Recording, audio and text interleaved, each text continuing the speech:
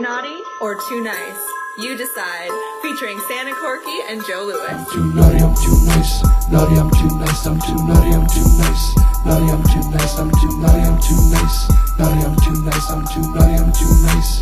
Naughty, I'm too nice. I'm too naughty, I'm too nice. Naughty, I'm too nice. I'm too naughty, I'm too nice. Naughty, I'm too nice. I'm too naughty, I'm too nice. Naughty, I'm too nice. I'm too naughty, I'm too nice. Naughty, I'm too nice. I'm too nice. I am very nice, but that doesn't mean I'm not incredibly naughty, if you know what I mean.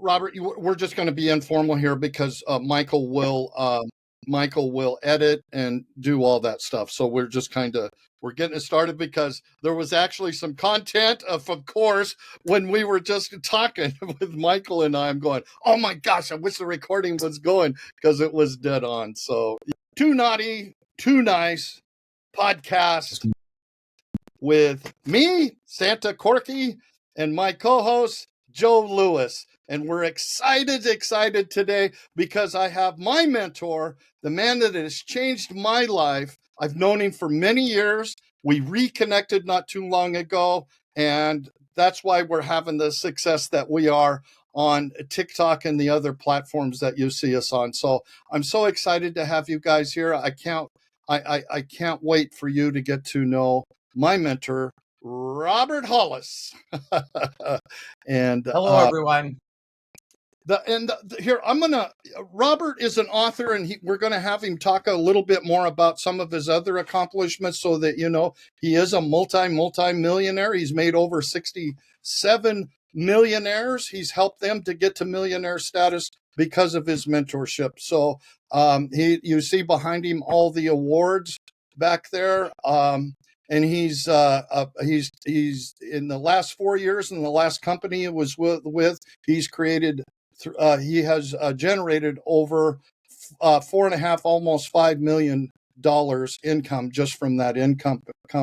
And he's doing some shifting, he's pivoting a little bit so that he can make a difference in more lives out there. And that is the key, is Robert wants to, he is a visionary, but now more of a imaginator. Imagination is the key to life and the visions that you build around that to take you places. And I'm going to read the first part of his book so you kind of get to know him. If you ask me for one word to describe Robert, it would be extraordinary. If you meet him in a restaurant, at a church, coffee hour, or at a NASCAR race, you can easily imagine him working in a cubicle for a living or driving a truck. Robert seems like the friendly guy next door who always has a joke to tell, loves cars, sports, takes his families on vacation to Disney World. He seems very likable but ordinary. But spend just a little bit of time talking with Robert and you will be quite clear he's not just some guy in a diner. Before you know, Robert would have you thinking and feeling things that you have not thought before, or it's been a long time since you've thought that. It sneaks up on you because Robert doesn't strike you as someone training in a psychologically, nor sounds like should be elegant. It doesn't sound like an elegant motivational speaker either. Nevertheless, I'm confident that after just one conversation with Robert, you would have a fresh perspective that leaves you somehow empowered and liberated. I've experienced this firsthand for myself and witnessed Robert's impact on lives of so many others.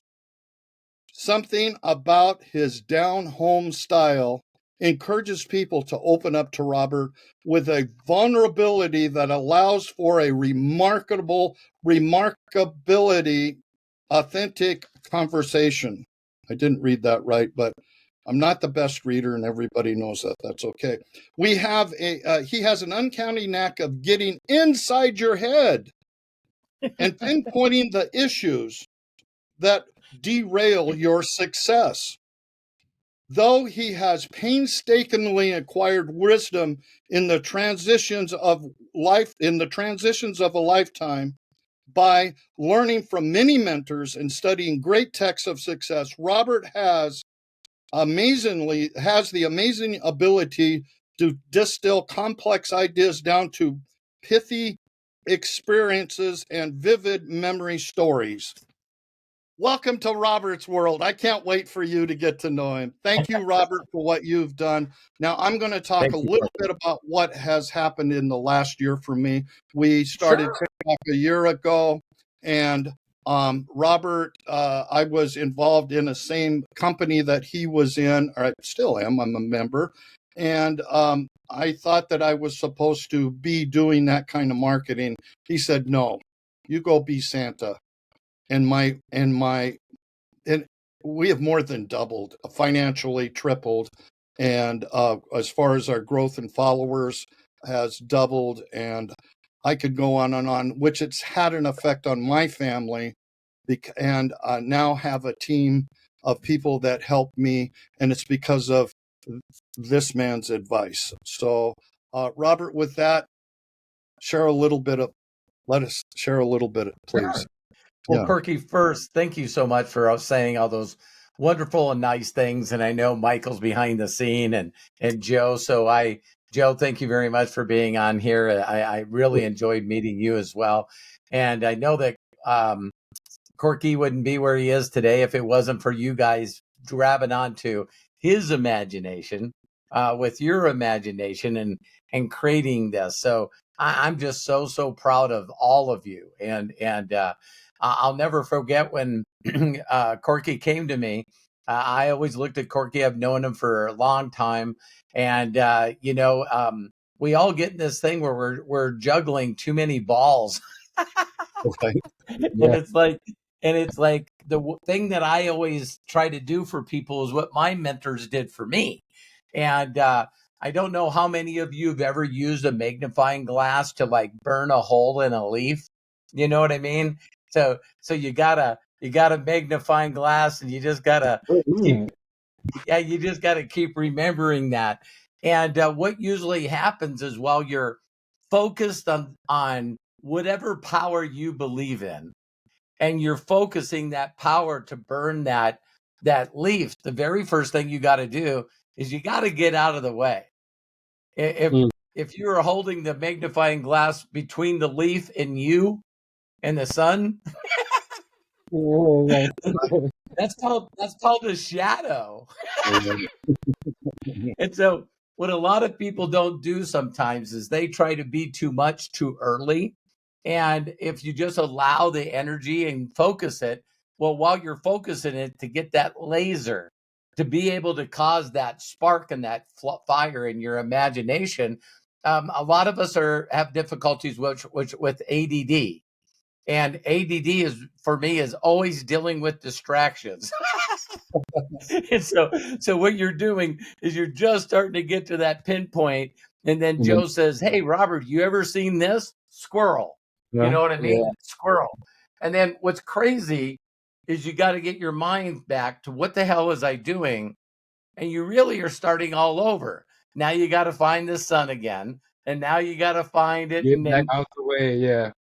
Yeah. Yeah. And so when Corky met me, the only problem that I have with Corky Santa is his heart's too big for his chest. That's the truth. Yeah. Yeah. He is just the most loving individual. And so when he met me, the first thing that he wanted to do is contribute to what I was doing in a business that I was doing. And I was going like, no, that's not your calling. Right. Yeah. And he's going, well, I got to do something. I have a really good season around Thanksgiving and then moving up to Christmas a little bit after. So, my business is sort of seasonal. And I said to him, so who said that you can't be Santa 24 hours a day, 366 days a year? And I know there's some people listening to me already that's correcting me. They're saying that's 365. Not this year, it's not. There you go. Hey. we got an extra day, and so you guys will see that tomorrow, right? And so it's pretty interesting. So all I have to say is that if any one of you have a lot of trauma and a lot of abuse and a lot of stuff that happened in your past, I'm really good at helping with that. And the reason why is as soon as I started school, all I was told is that I was special. Now, What kind of I knew I was special, but their definition of special was different.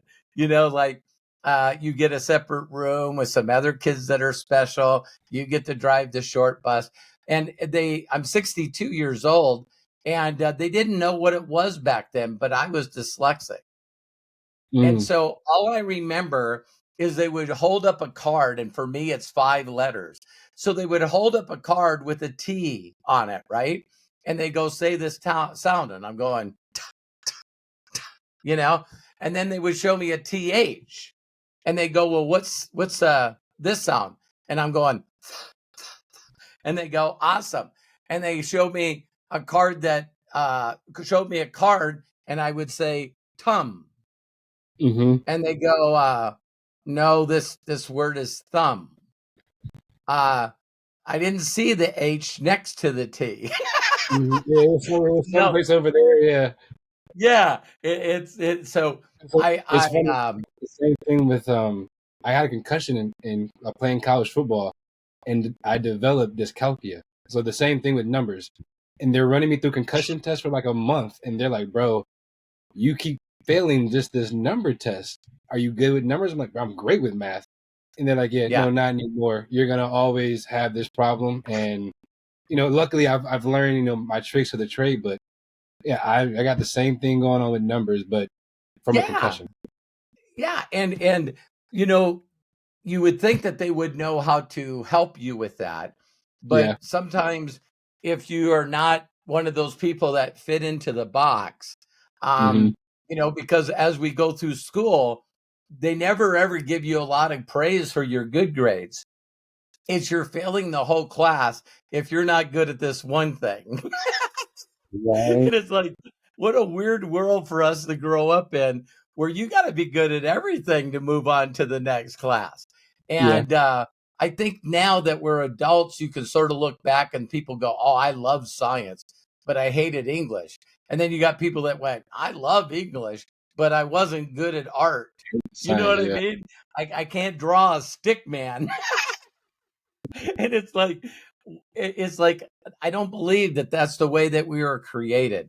I believe the uniqueness that we have, just like our DNA is unique, is that you were created to be above average at something.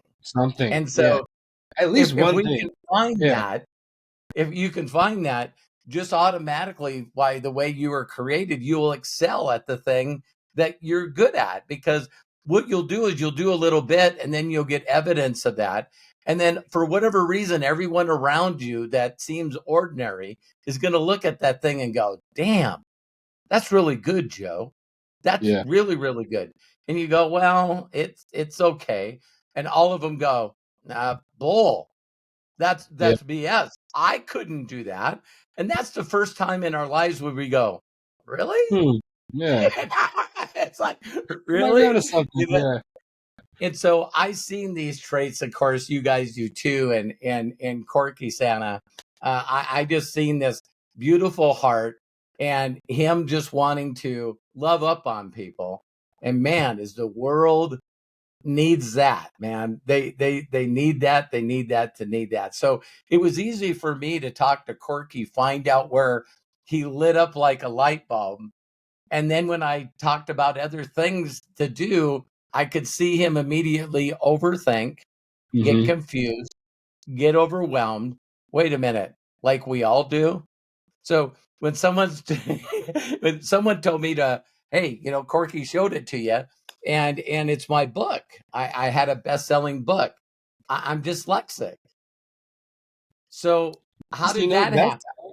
That's a nice point to prove, actually.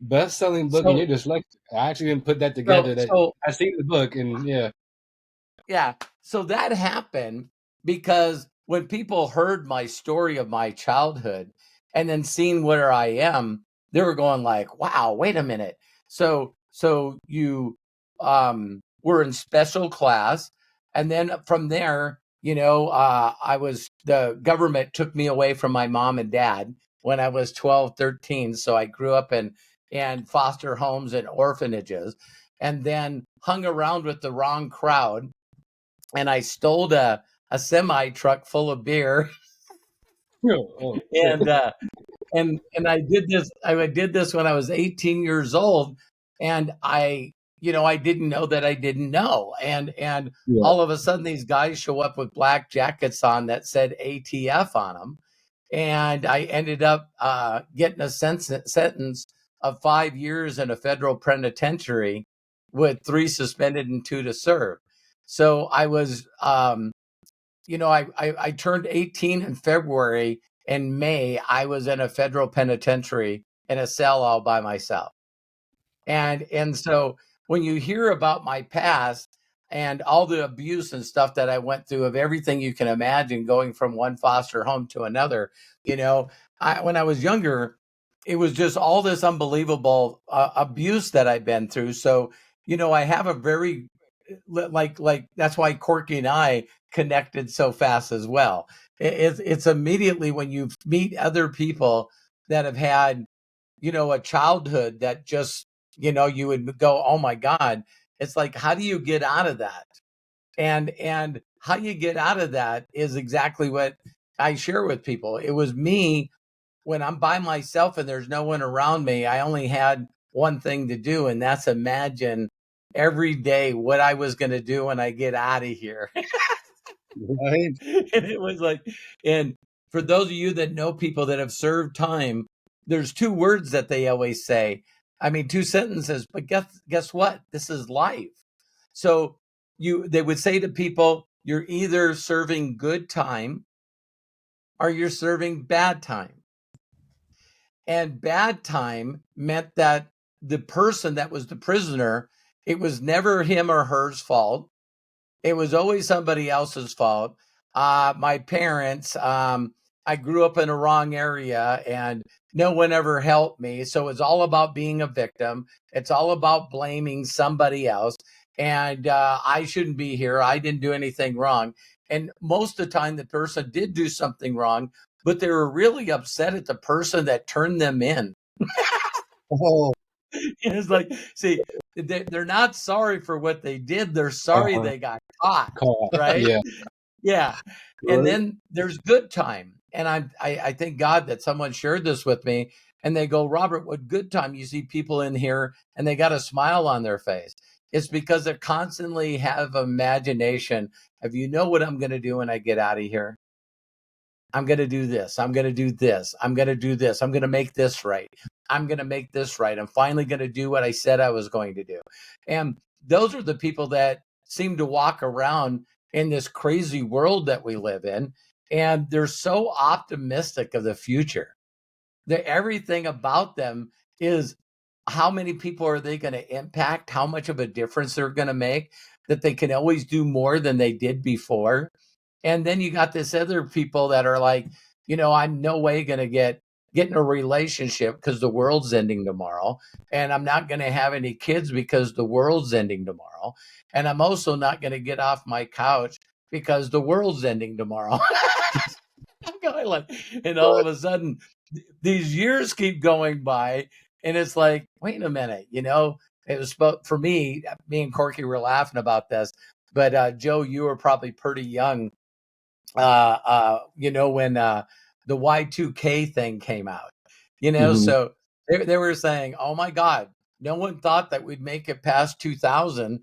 And, when the computers switch over, it's going to go from, what was it, 1999, like Prince said, we're going to party like it's 1999. To think that he did a song on that, because that's where the consciousness was.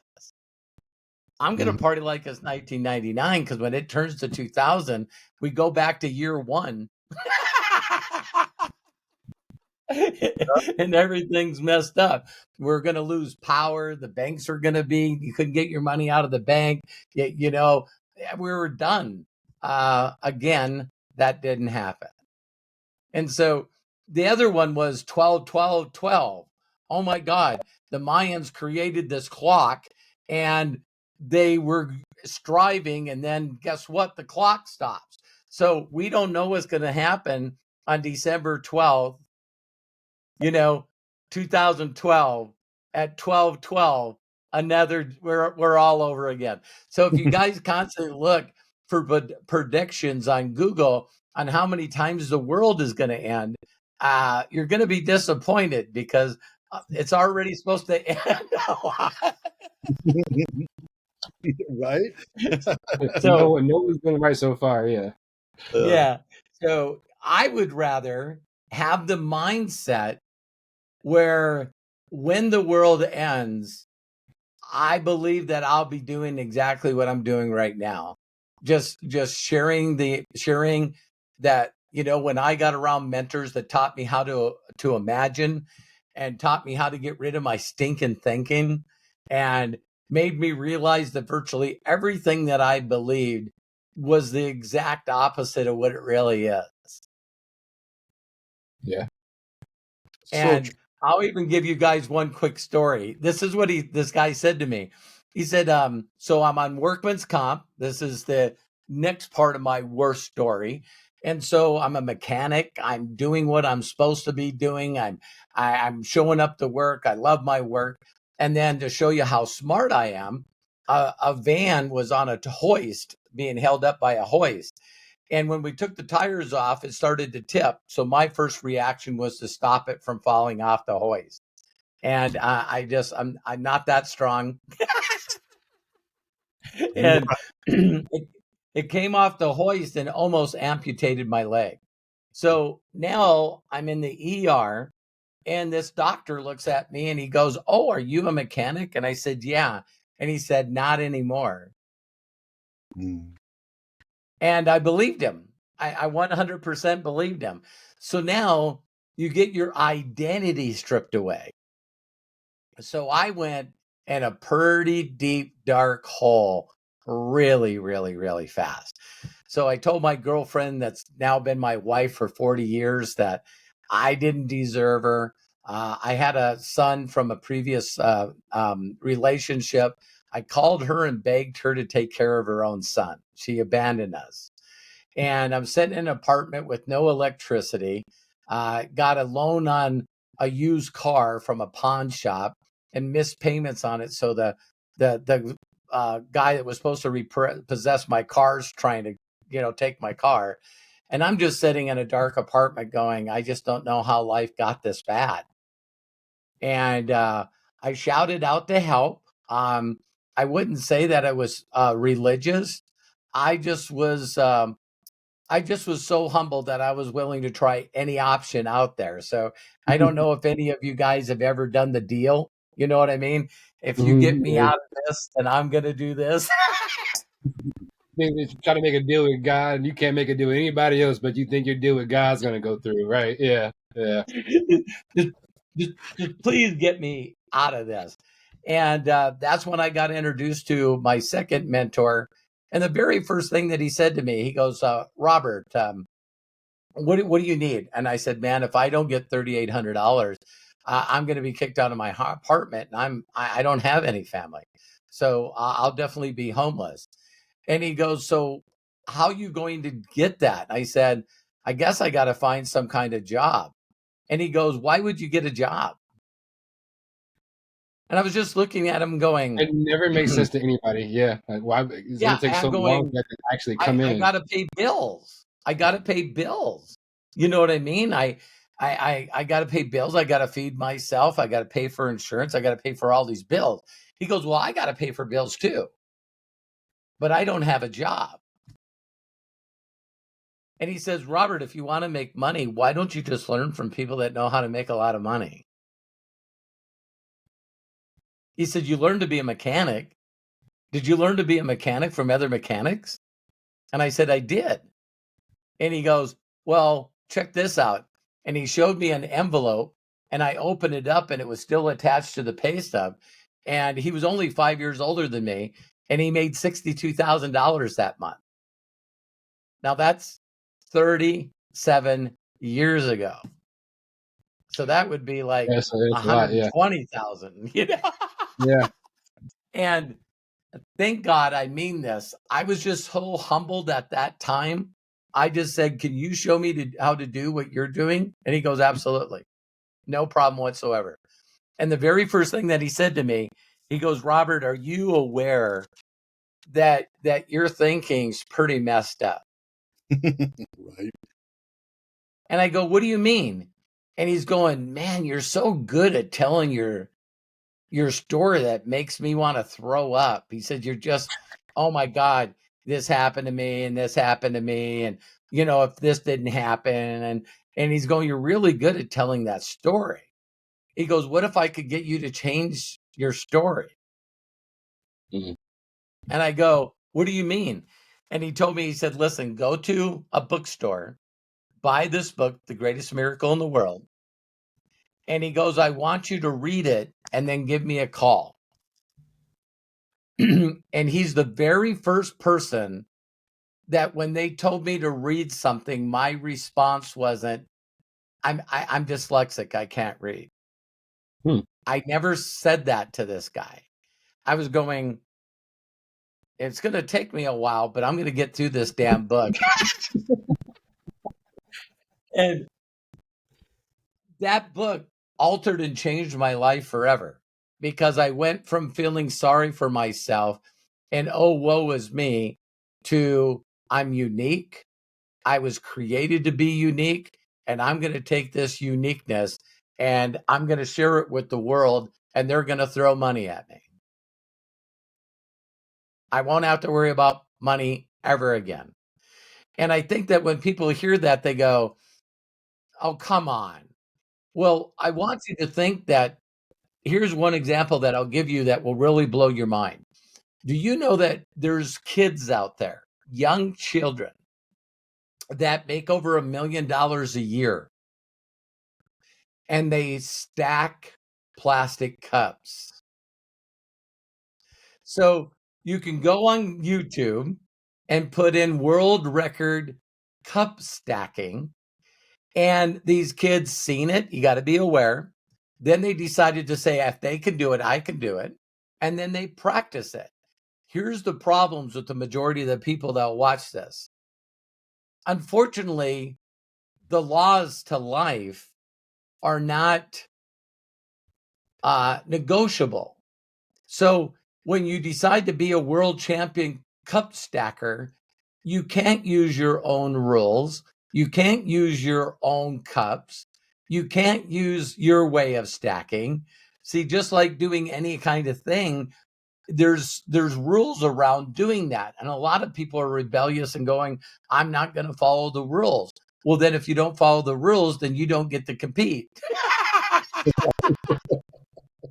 Right? But if you learn these rules and are willing to stay within those rules and then practice, and you beat the world record, and when you beat the world record for stacking cups, then McDonald's calls you up, asks you to do a commercial. Edible Eggs calls you up to do a commercial. Now you're on all these talk shows, and now everyone in the world wants to know one thing.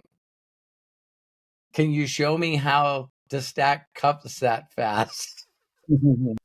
Right? So people want to know how you made that much money stacking plastic cups. And people just don't realize that when you really take the time to look out there, there's people that do these funniest things. People always like to joke with me about my weight because they don't know any other way to troll on me. You know what I mean?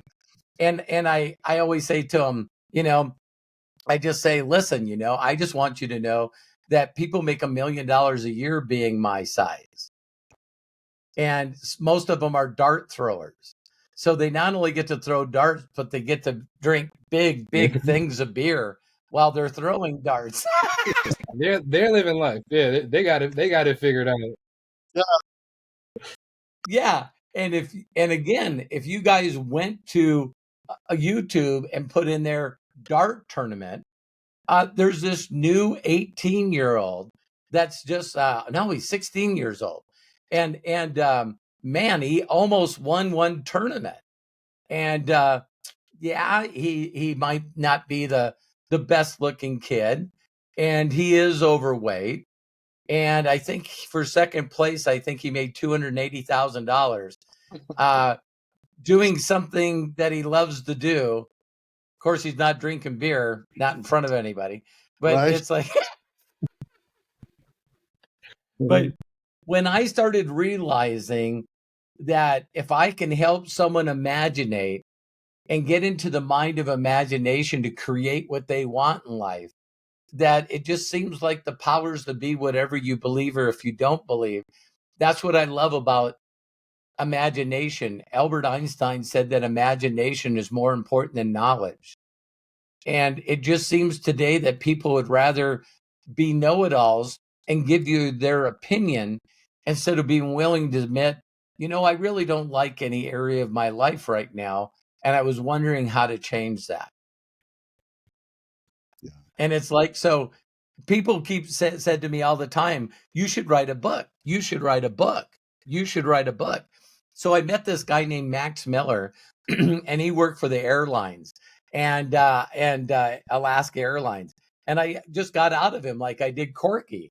I go, if you could do anything, you take a magic wand, I slap you on the forehead with it, and your life, your dreams will come true.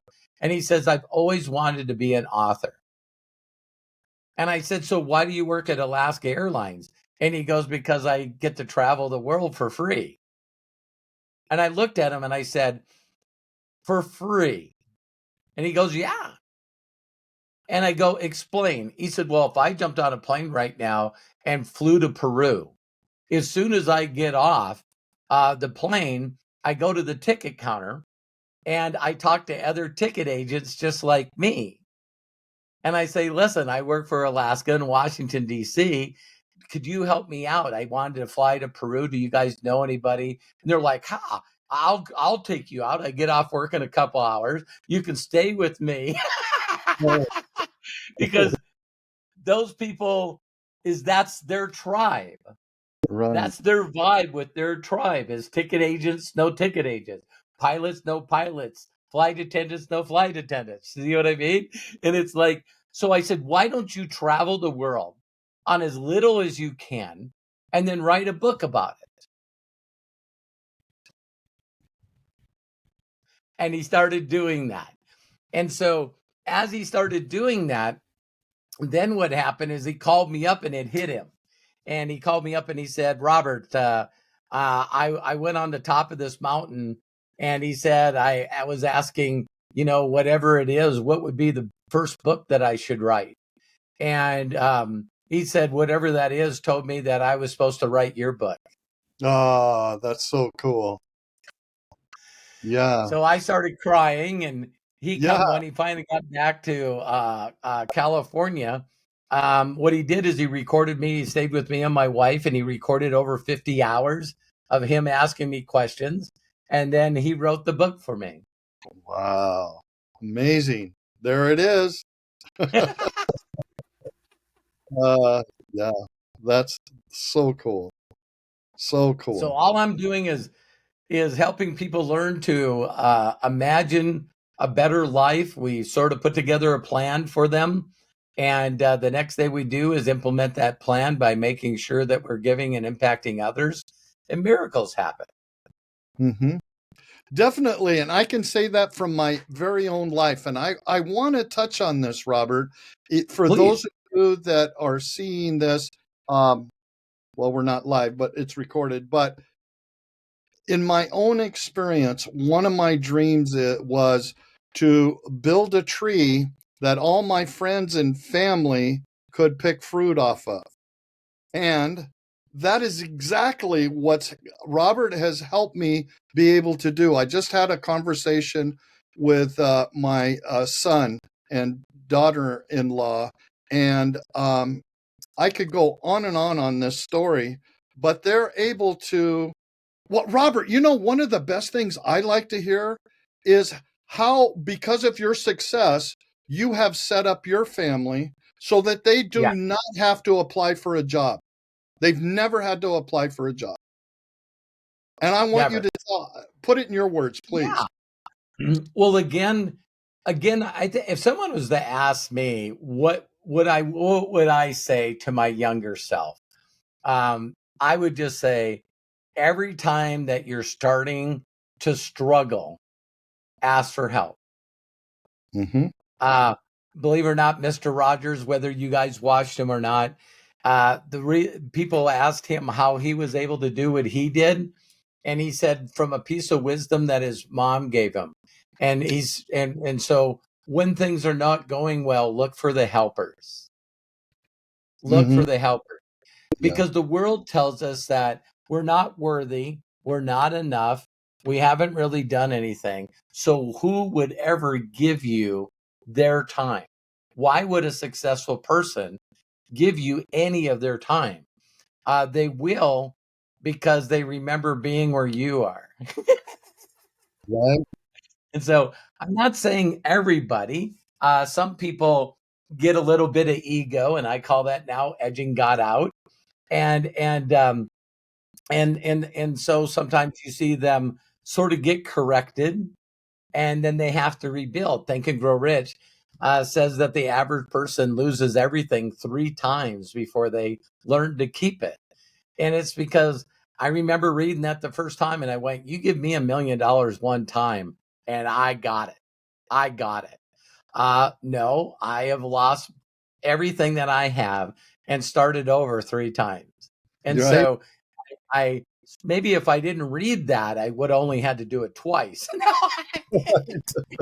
but but but no, that's just the way the world works. So when I started really making crazy money, I immediately needed to hire CPAs and accountants and tax attorneys and stuff. And of course, I got those from my mentor. You know what I mean? He's like, so all of a sudden, when you hire people like that, they start telling you stuff like they'll call you like in November, and they're going like, listen, you're going to have to give like $230,000 to the government unless you can figure out how to buy some things for your family. Now, there's a little trick to it. You have to basically employ one of your family members, and you go into business with them with that. So let's just say that you wanted to buy, God, hardly anybody does this anymore, but let's say that you wanted to buy a Rolls Royce, right? So what you do is you turn that into a VIP car that would pick people up from the airport and take them to where they go, right? And so you employ somebody, a friend of yours, to be the driver, and you guys go into business. And what you do is when that person drives that Rolls Royce around, you charge $10,000 a day.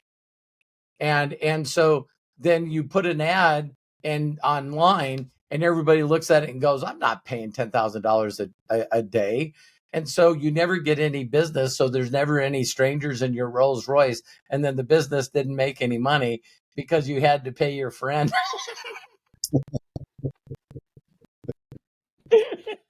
And so I always wondered, when I seen a lot of people that were like rappers and athletes and stuff like that, they always had this entourage around them, right?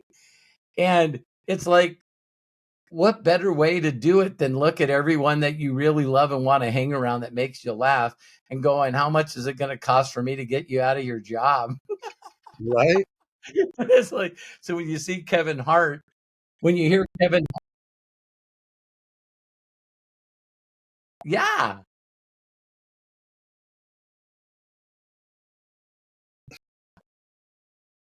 yeah. And so what, yeah, so what I did is, the corporation, and again, I don't know all the legals, please get with an accountant. I'm not an accountant. But what you do is now what you do is the corporation makes money. So what you do is you figure out you can give away 44% of that to charity. Write that right off the top. And Mm-hmm. so now that you're giving 44% of your income to charity, I give it to a place called Jesus Way that takes care of orphans and Jamaica and also India. And so we support a little over 2,500 kids. And so the next step is, how do you get rid of the rest of your income? Well, it's basically payroll. So Mm-hmm. my wife gets W-2'd, my son and his wife get W-2'd, my other sons get W-2'd.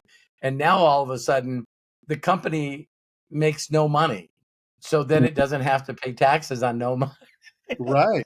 That's perfect. That's, yeah, And exactly. so I do take it an extra step because I employed them. So the money that is extra, I also pay the CPA to be able to do their taxes for them.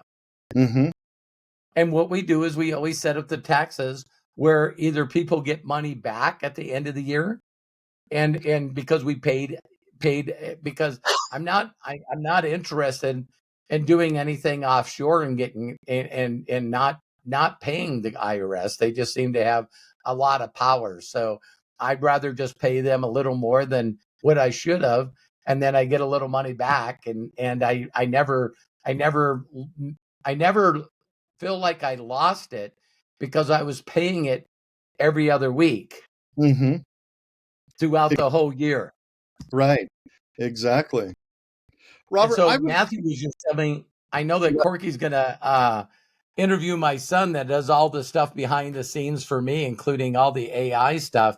And it's really nice and very fulfilling for Terry and I as parents to make sure that he could always stay in the realm of him wanting to do what he wanted to do.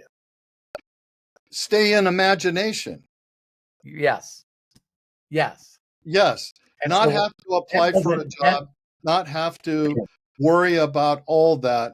He could stay in imagination and become the person that his purpose and what he wanted to do, his vision, his imagination was going. And so touch on that a little bit, because what is where's he kind of gone, so that because we're going to record him tomorrow, and it'll come out the week next Monday after you. So yeah. Yeah, well, what Matt's been able to do, even when he was really young, I mean, this is going back when there was MySpace. When people first created MySpace pages and then Facebook pages, people would look at my cover photo. They would look at certain graphics that I had on my profile. And I always got asked, where did that come from? And of course, I always had the best computers for my boys and my sons, and then they always had the programs like Photoshop. So, my sons before they were teenagers, were using Photoshop and stuff to be creative. And that's how they made their extra money. So they always wanted new video games and new computers. So I always told them that I would match them dollar for dollar. And so I gave them the creative tools to do the things they needed to create the income to get their new game or do whatever they wanted. And Matt is like always, I'm so proud of both Matt and Kyle because they're both Taekwondo, Kukkiwon black belts in Taekwondo. And so I hired the best coaches for them. And now today, Matt's so focused on everything that was always moving. He was always ahead of it. So, regardless of funnels and advertising and whatever we did when that was big. And then all of a sudden, when they started talking about AI, my son just jumped into that. Now what he's doing is he's creating short videos that are animated and they look like they're real people. And so he's creating these short stories that, of course, if you're playing the game on social media, when you're playing the game on social media, the first thing that a lot of these big creators tell you to do is they tell you to create videos that will go viral. Right.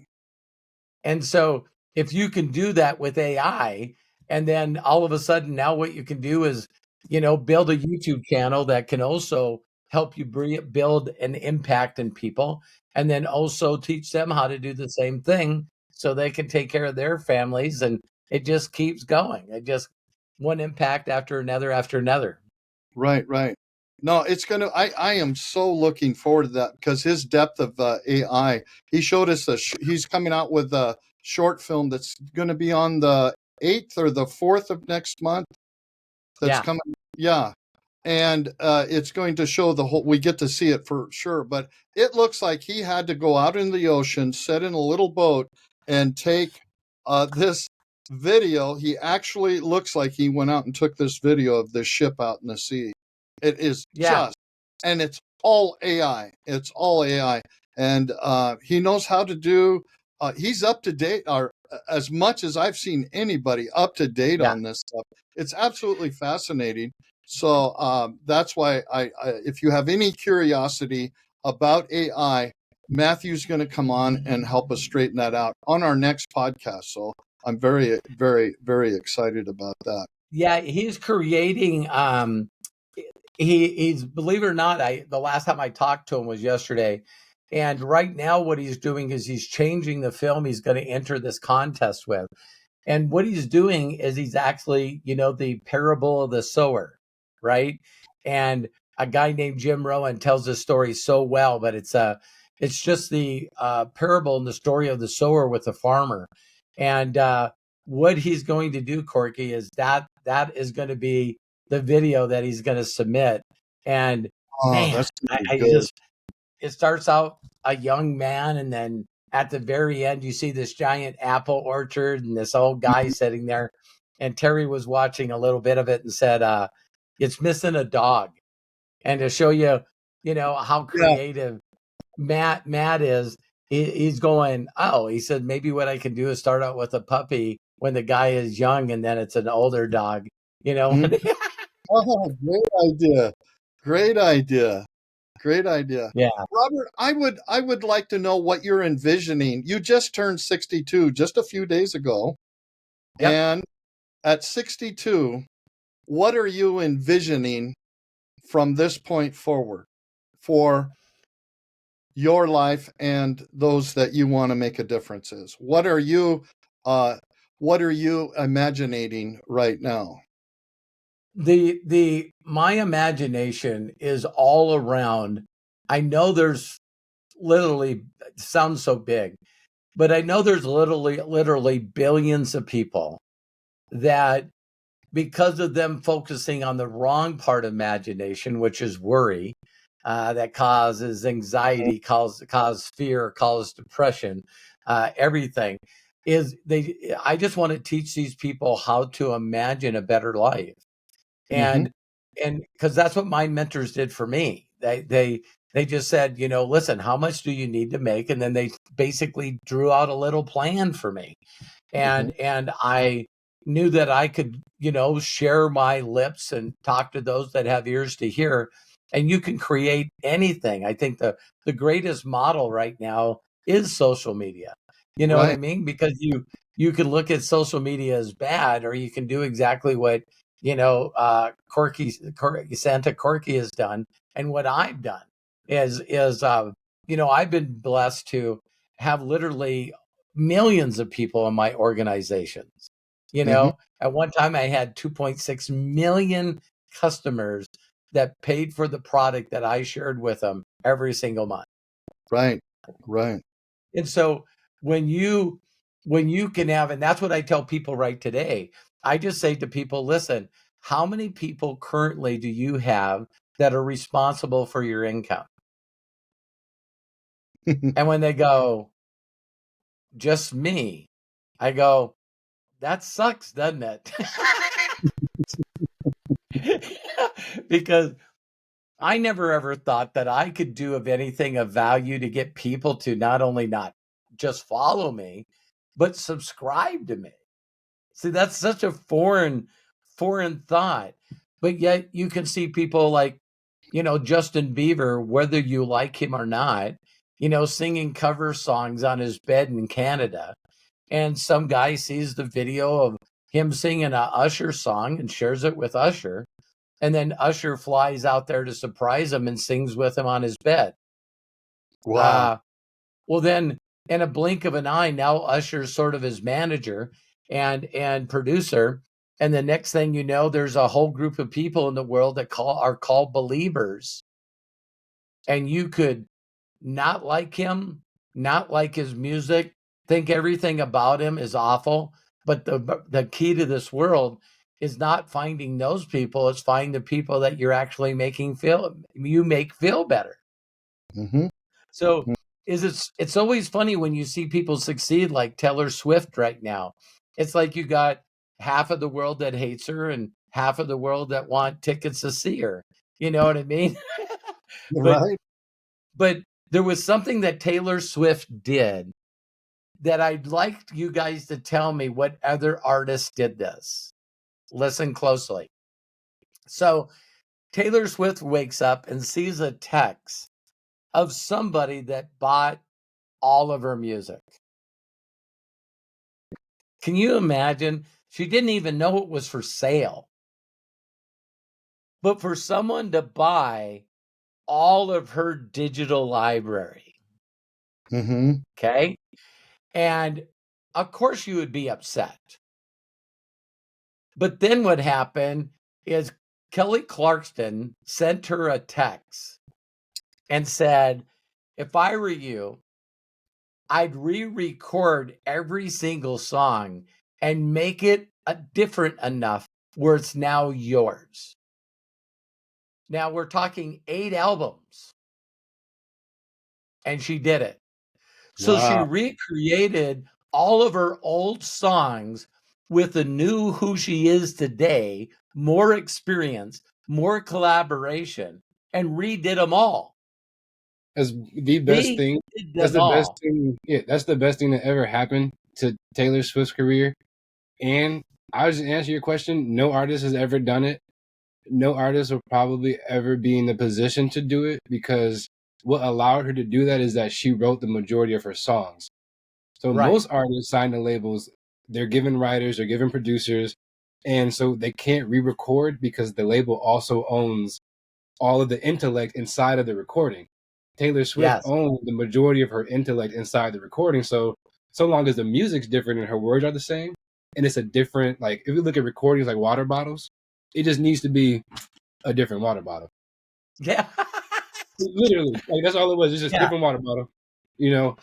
And no one. I mean, it's Yeah. And then literally she told social everyone media. that would, then she told everyone that would listen, if you would please do me a huge favor and just download and pay for these new songs instead of the old ones.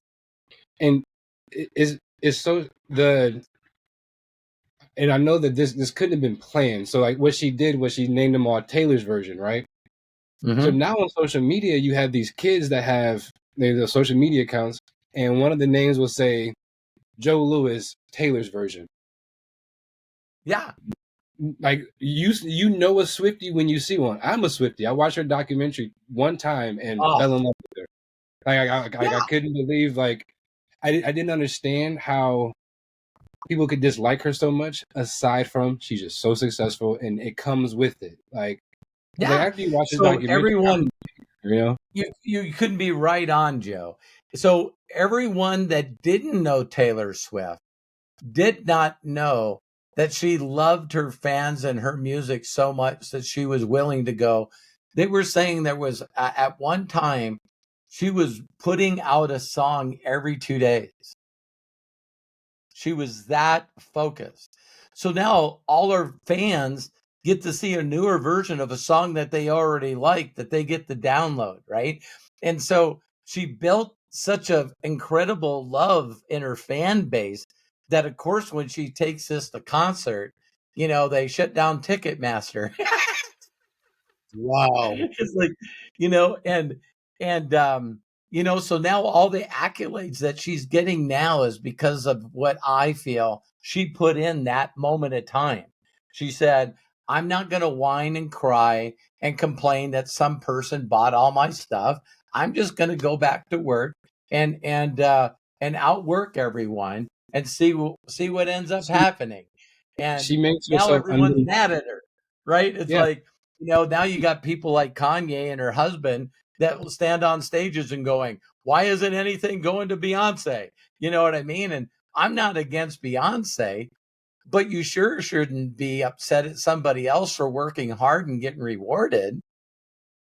Yeah. Right. That makes you And look small. It makes you look small when all of a sudden, oh my God, did you see Joe won an award? Well, I think that it should have went to somebody else. How petty. How yeah. petty. Yeah. Just give Joe his flowers, man. Give Joe Yeah. his flowers and tell the other people that you wish to get it that maybe they just need to step up their game a little more. Yeah. So, And Robert, believe it or not, what's your dream for unlimited wisdom? What? Explain. I know how it works, but I want okay. those listening right now to see how that works, because I know for a fact there's moms out there that want to come home. Oh, They don't want to yeah. take their kids to daycare anymore. Oh, cool. Oh my gosh. Very cool. I love it. Yeah. So I know there's that's parents Matt. that That's want the, Matt, my son with AI. yeah, So you I see love it. the crown, you see the W, you see the wings. So Yeah, a lot of symbolic stuff behind that. I And really love it. So thank I you. just know that there's a lot of people that are hating their Yeah, job. They're wanting to be successful. I mean, you ask a 13-year-old kid now, what do you want to grow up to be? I want to be a YouTuber. I mean, that's what they yeah, go, yeah, But families are doing that. My family has changed because of your wisdom, what you've shared with me, how you've helped me transform. I have a daughter-in-law online going live daily in a business that she's building online. And yeah, to me, that's my family picking the fruit that I yes. envisioned off my tree that we're building. It means everything to me to have them be in that position.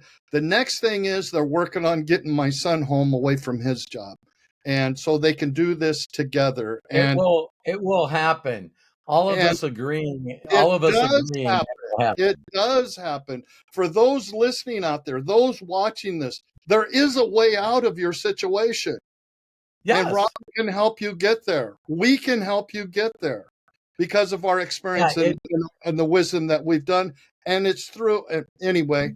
So Robert has his I call it a system. It's really not a system. He's on social media. So I wanted you to talk about that. You can subscribe to sure. Robert, and then there's different times he's on live to answer your questions. Saturdays it's Ask Me Anything. Right. Right? Yeah, Saturdays Yep. it's Ask Me Anything. You can go on live with Robert, ask him a question. Okay. Go ahead, Anything Robert. you want. Yeah, Yeah. yeah, Yeah, my deal is what my mentors did for me is what I want to do for others. Is one is go from this negative thinking to this imagination. There's a lot of people out there that talk about positive thinking and I am statements, and I'm not going to say anything negative about any approach. But I know that even when I share with people the concept of thinking of a higher power working for you, right? See, if Joe was a non-believer, all I would say to Joe is I go, okay, well, you don't need to think of that. But Joe, I want to ask you a question. Have you ever imagined anything? Because when you really get to the child part of us, regardless of how old we are, it doesn't make a difference. You always get these people that go, well, if I'm going to mow the lawn, I guess I got to mow the lawn. And some people go out there and they think how much it sucks the entire time they're mowing the lawn.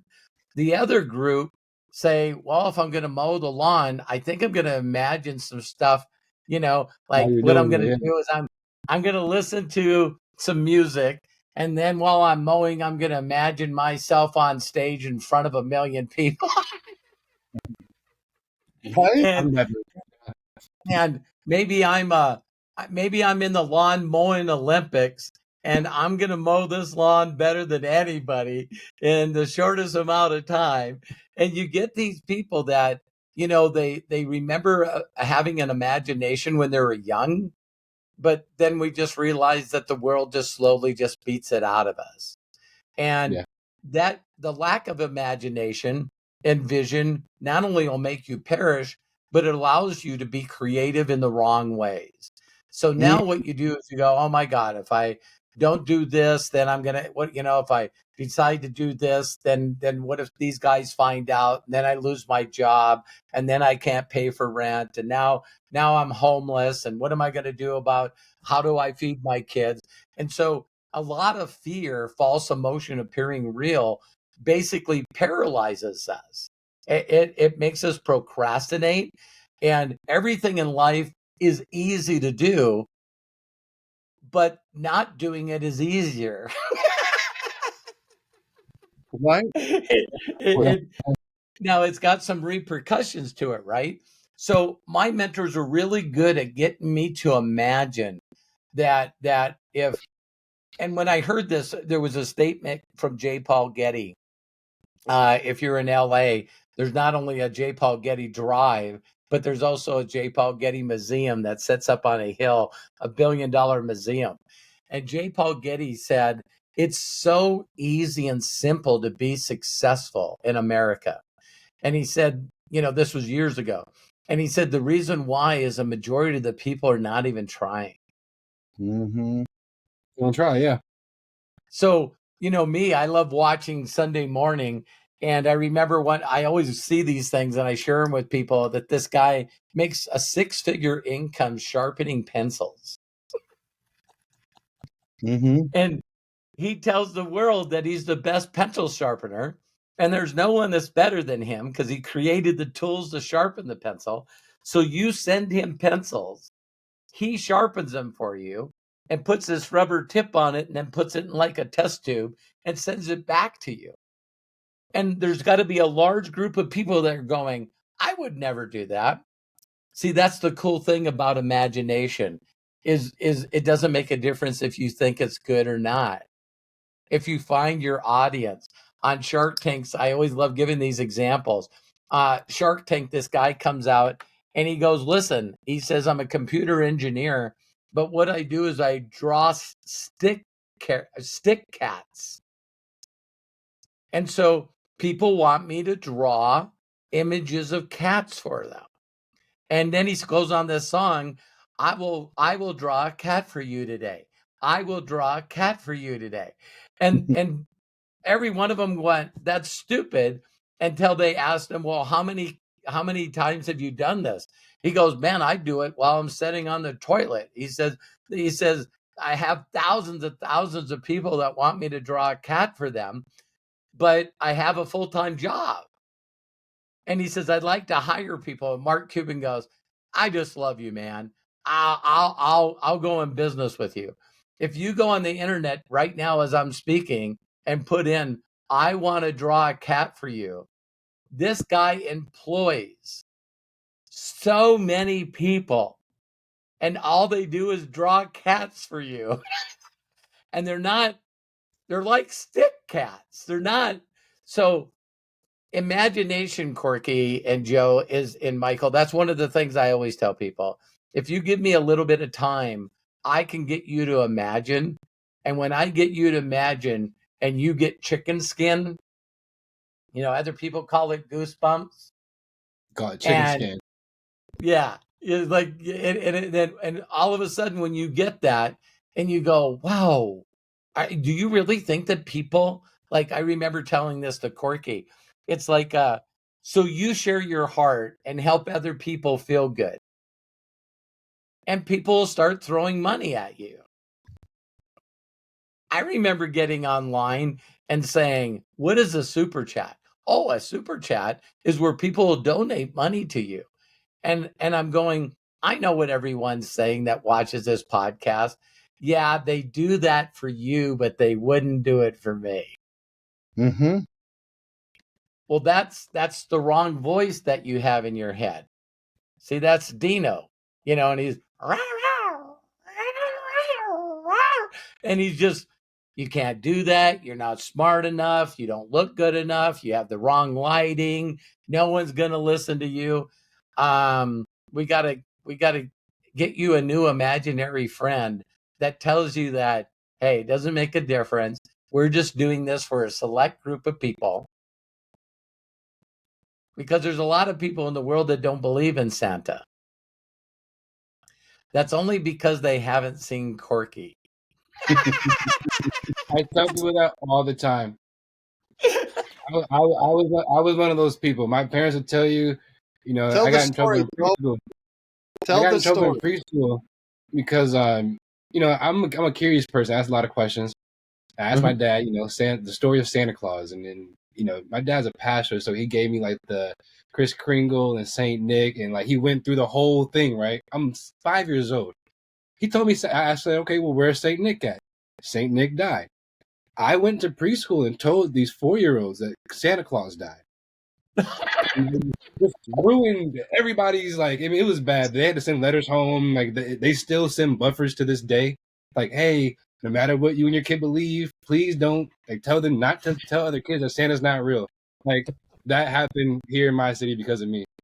And, I just, because of my faith and I'm a realist, I've always just not believed in Santa. And, man, I was going through hell last year. And, these Christmas movies and ideas start getting put in front of me. And of course, with Christmas, here comes Corky. And I was like, I think this guy's really fucking Santa Claus right now. Like, I'm watching and I'm like, nah, there's 24 hours in a day. He has to stop being Santa to do something. At least when he's asleep, he's not Santa. No. When he sleeps, he's that, he's loving. That's really what it is. His heart's too big for his chest, right? He's genuine, he's authentic. This is really who he is. And when I realized, like, this is really who he is, I was like, I know Santa. He's fucking real. He's right here. He's my Santa. I hang out with Santa. I feel like, can you call him by his real name? Yes, Santa. I think that's you must not have met him yet. Santa's my best friend, man. It's like I tell him, I know, I hang out with Santa. That's my guy. yeah. But that's what happens when you have a person who just chooses to engulf what they're good at. Amen. Even in our meetings, today, yesterday, everything always goes back to what makes you happy, and then what makes you happy when you're making other people happy. What are you good at? Because when you said that you've seen him light up like a light bulb, I don't know if you were saying that because he genuinely lights up like a light bulb or figure of speech, but when he lights up, it's so different from when other people light up. Like it literally is like a light bulb. It's like a burst of energy. We were together one time. We were in LA. He's like, man, I'm tired. We've been working all day. And he heard, Santa, can we get a picture? And he's just up and at him, chest poked out for 3 hours, taking pictures, running it. I'm like, dude, I thought you were tired. Yeah, I guess not anymore. All right, right, cool. But that's Santa. And that world of imagination, I tell people all the time. You think about actors and people in the arts, Joe, and there's some people that can sing the national anthem, but I'm a little biased. But they just don't sing it the way Whitney Houston did. Oh, yeah. Everybody cries too. Yeah. And so when you see someone act and it makes you, makes that noise. It's like, ooh, and you're like, what's wrong? Or there's something in my eye. You know what I mean? And it's like, people are scared to share their emotions, but they're not like, it's like they're embarrassed when someone is so connected. The way that I explain it to Joe, to people is like, everyone that's ever played around with anything to do with the internet at one time in their life knew that being hardwired was better than Wi-Fi. Mm-hmm. Yeah. And I tell people, we walk around in this world and we see people that they're plugged in, man. They are plugged in. Straight to the And source. and when you run into people that are hardwired, it's like they're just weirdos. They're just me and Corky talk about this all the time. As I go, if you watch Rudolph the Red-Nosed Reindeer, and the reason I say it that way is because Matthew, the other person that you'll see of the Hollis family that does all the AI stuff, when he first learned to say it, he said, I want to watch Rudolph the Red-Nosed Reindeer, and so as a father, that just my heart Right. blows up. I say that all the time, but the reason that I love always showing people that, and if you're an adult, watch that movie by yourself, Mm-hmm. because it chokes me up, because you know the misfits, the broken toys, all went to Misfit Island, and all the misfits need So I have is North Pole Nation Misfit T-shirts for sale. I gotta get some for you, Robert. Corky. I'm Corky, sorry. man. The thing I love about you, thing I love about you is when I'm connected and I can share with you what you need to do. I just love how you just jump all over it. And so Yeah. when you start to realize that, the movie's about, there's certain kids that didn't get any toys and they weren't going to get any toys. So a misfit toy is okay for them. Mm-hmm. It livened them up. And then the misfit reindeer is had to be pulled into action Mm-hmm. so they could get through the storm. And I'm just going, wow, because I just know that the majority of the world right now is learned hopelessness. And Yeah. I can remember it because that's why Corky and I relate so well, because I've been there. Oh my God, where the thought of no longer being here was actually a viable thought many times for me. It's like, I would if the world would just be better off, and the people that are worrying about me would just be better off if I'm no longer here. And so I promise you, I understand what you're going through. Even if I'm not a female, I can introduce you to a lot of females that are a part of my inner circle, and other what we call imaginators. And there's nothing more rewarding in life and more fulfilling in life for me to be able to share this message with children that were abandoned by their mom and dad, Yeah. because all I needed was someone to tell me, "Hey, Robert, you're pretty good at that." What? Yeah, you should do that. Go do it. Because Yeah.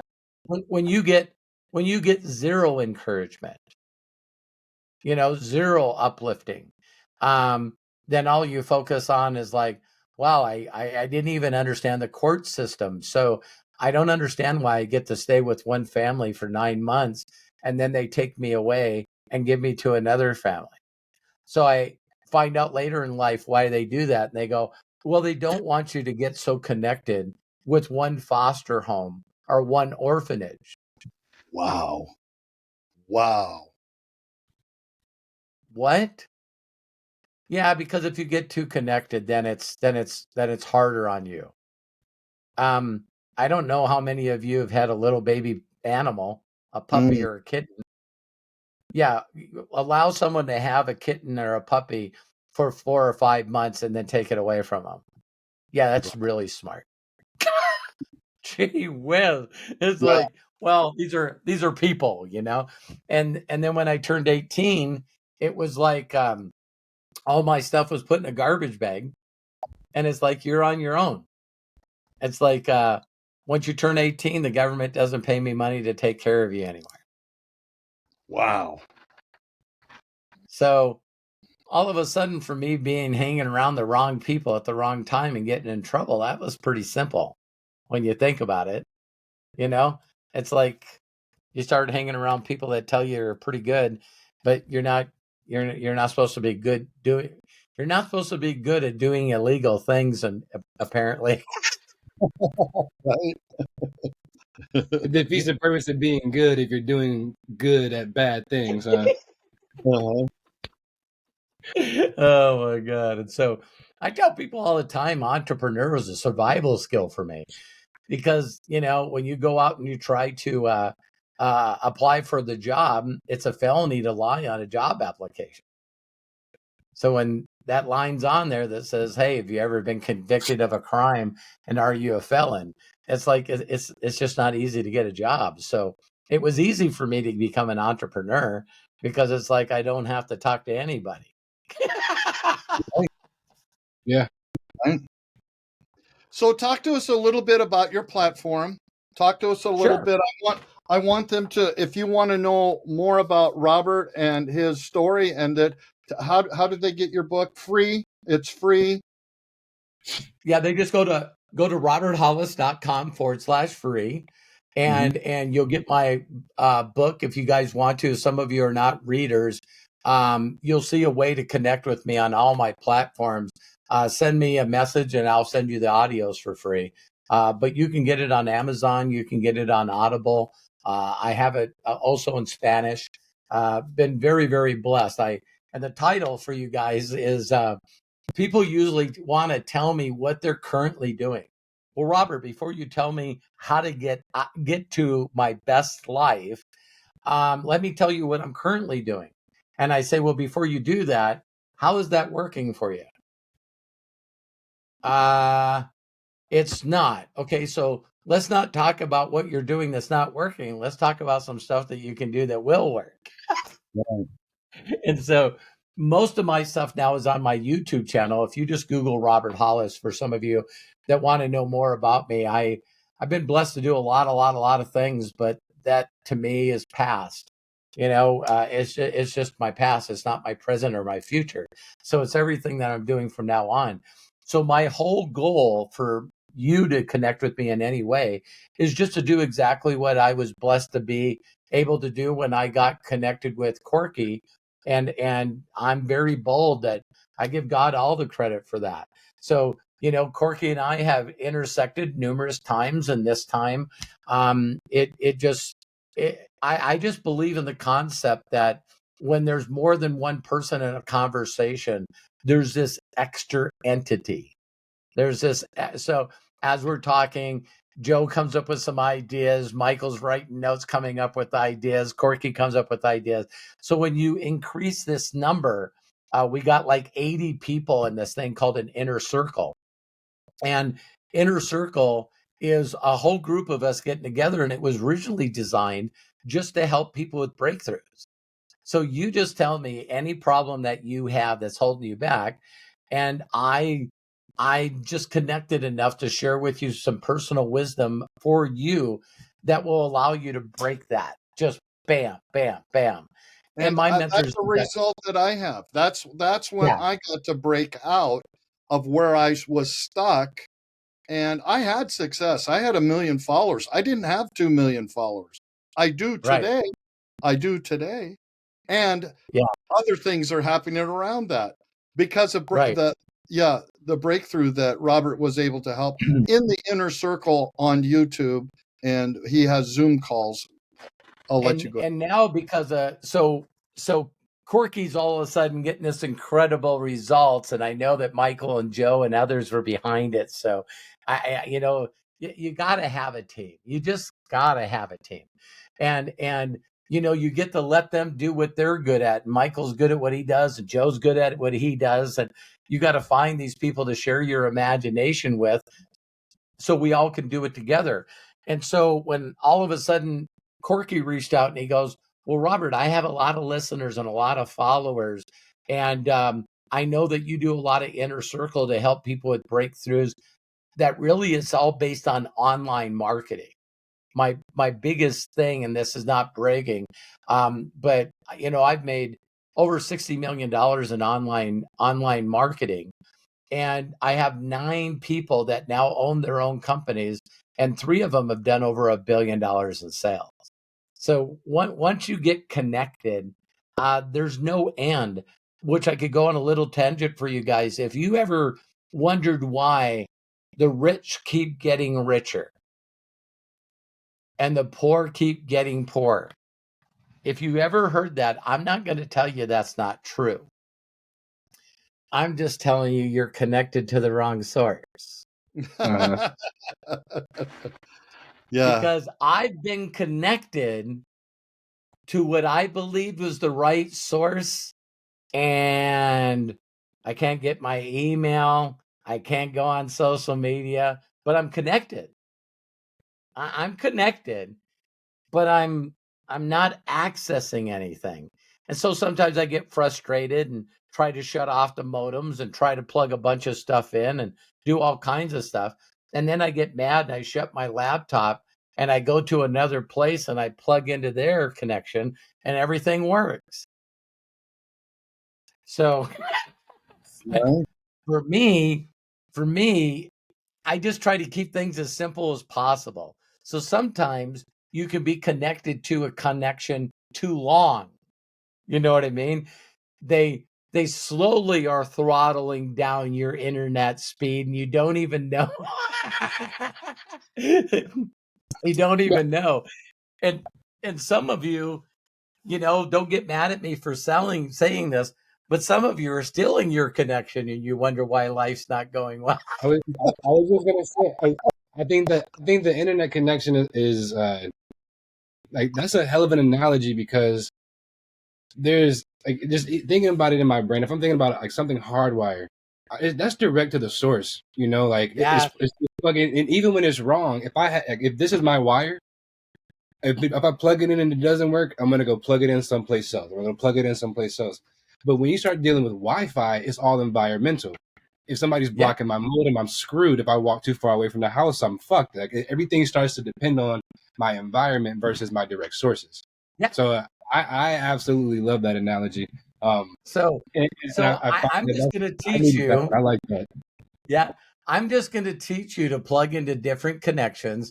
When you plug into different connections and your thinking changes. So as Santa Corky became more successful and more successful, he wasn't on my inner circle every Thursday.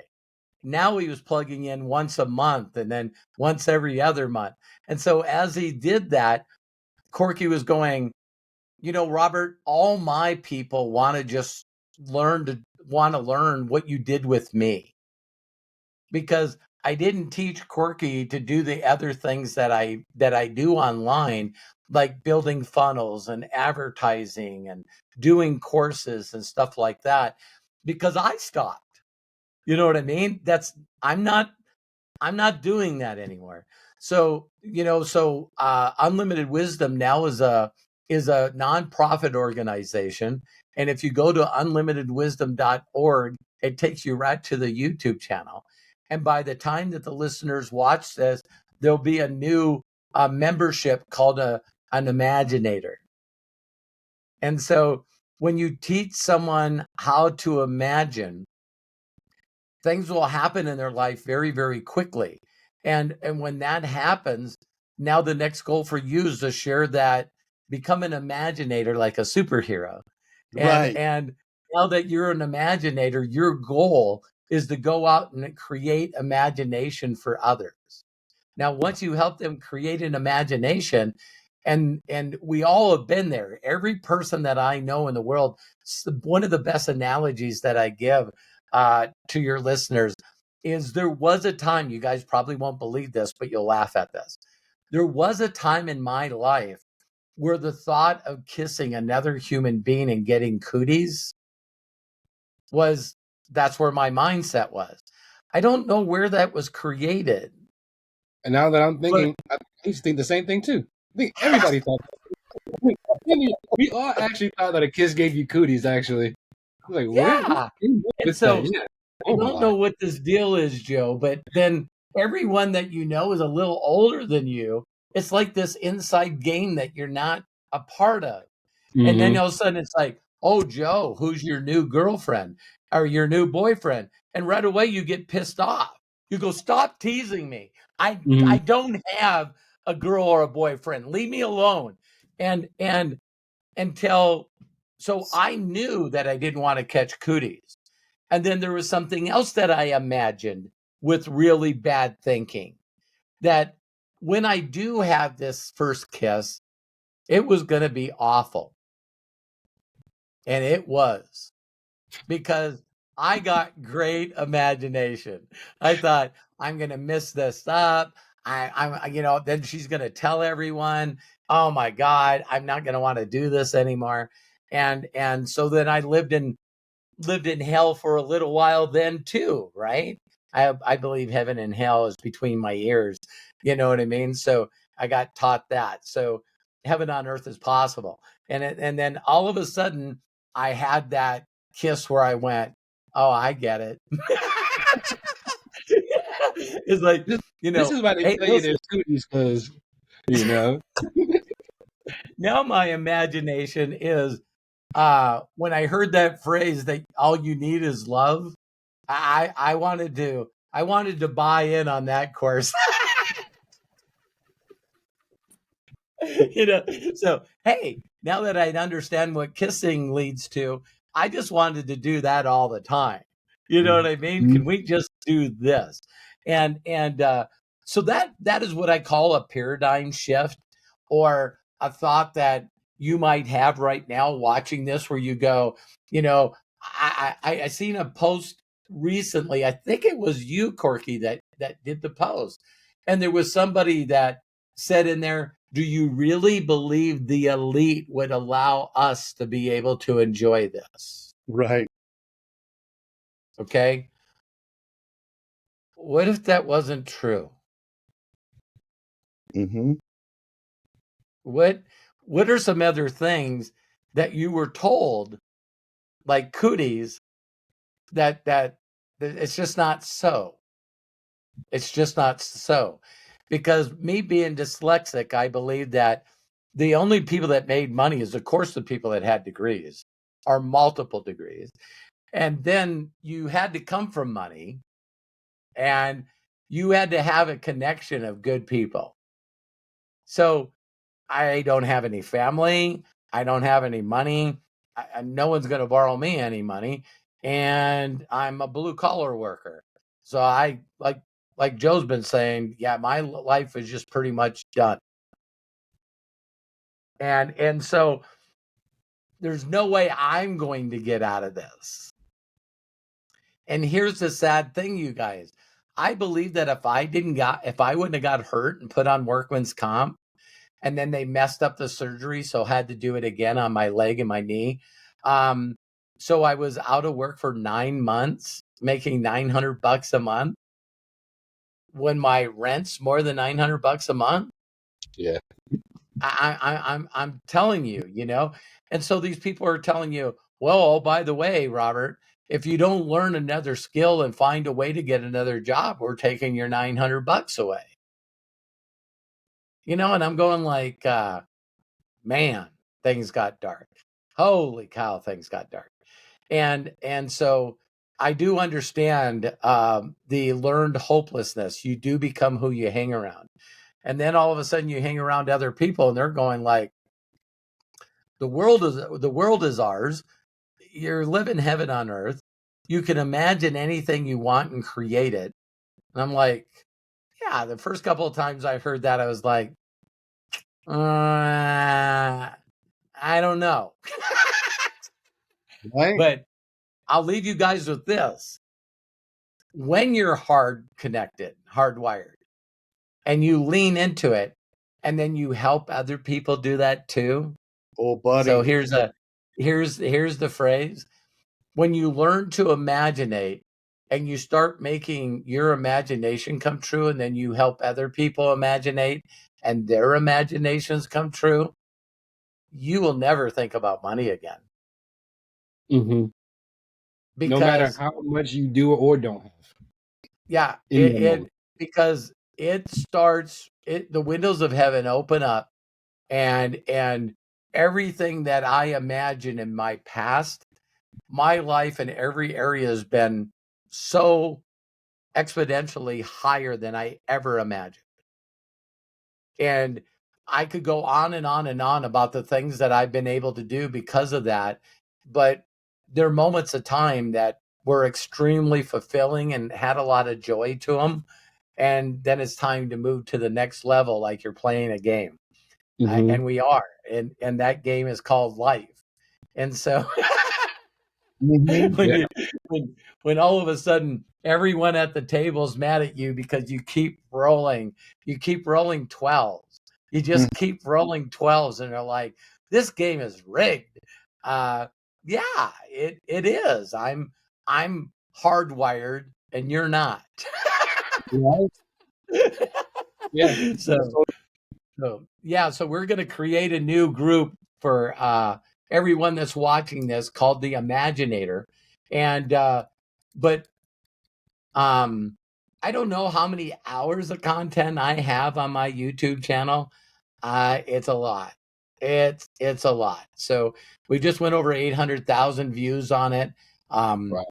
We've been working on it for like a solid a year in August. And so the channel made like $1,100 in 22 and made 12,000 in 23. So it's You're scaling. it's weird. It's weird that a person that doesn't need money keeps making money in everything he does. so so I got all these advertisers that are now jumping on my channel and having brands reach out to me, and I just know that you can do it too. I don't know of the more I study the world today, and I will say one thing, you can bring this up, Corky, on with Matthew, but Matt and he keeps telling me he's 32, and he says, Dad, what are we going to be doing 2 years from now? What are we going to be doing 3 years, 5 years, 10 years from now? And my thoughts, not opinion, my thoughts is there's going to be two groups of people. One group of people that have a group of people following them, a community of where everyone's encouraging each other, loving up on each other, and helping them make that happen. And there's going to be another group that's not going to be connected. That's so true. So there's going to be people that are hardwired, that every time AI does something new, me and my son are going to do our best to be on the cutting edge of that. So all the stuff that you always wish that you had time to learn to do right now is turning into a world where if you can prompt an AI, Mm-hmm. it'll do it for you. So all you got to do is be able to understand how to prompt and have a little bit of imagination. And I would be one of those people that would want to encourage this change instead of being scared of the change. Because Corky and I are a little more mature than a lot of people that might watch this channel.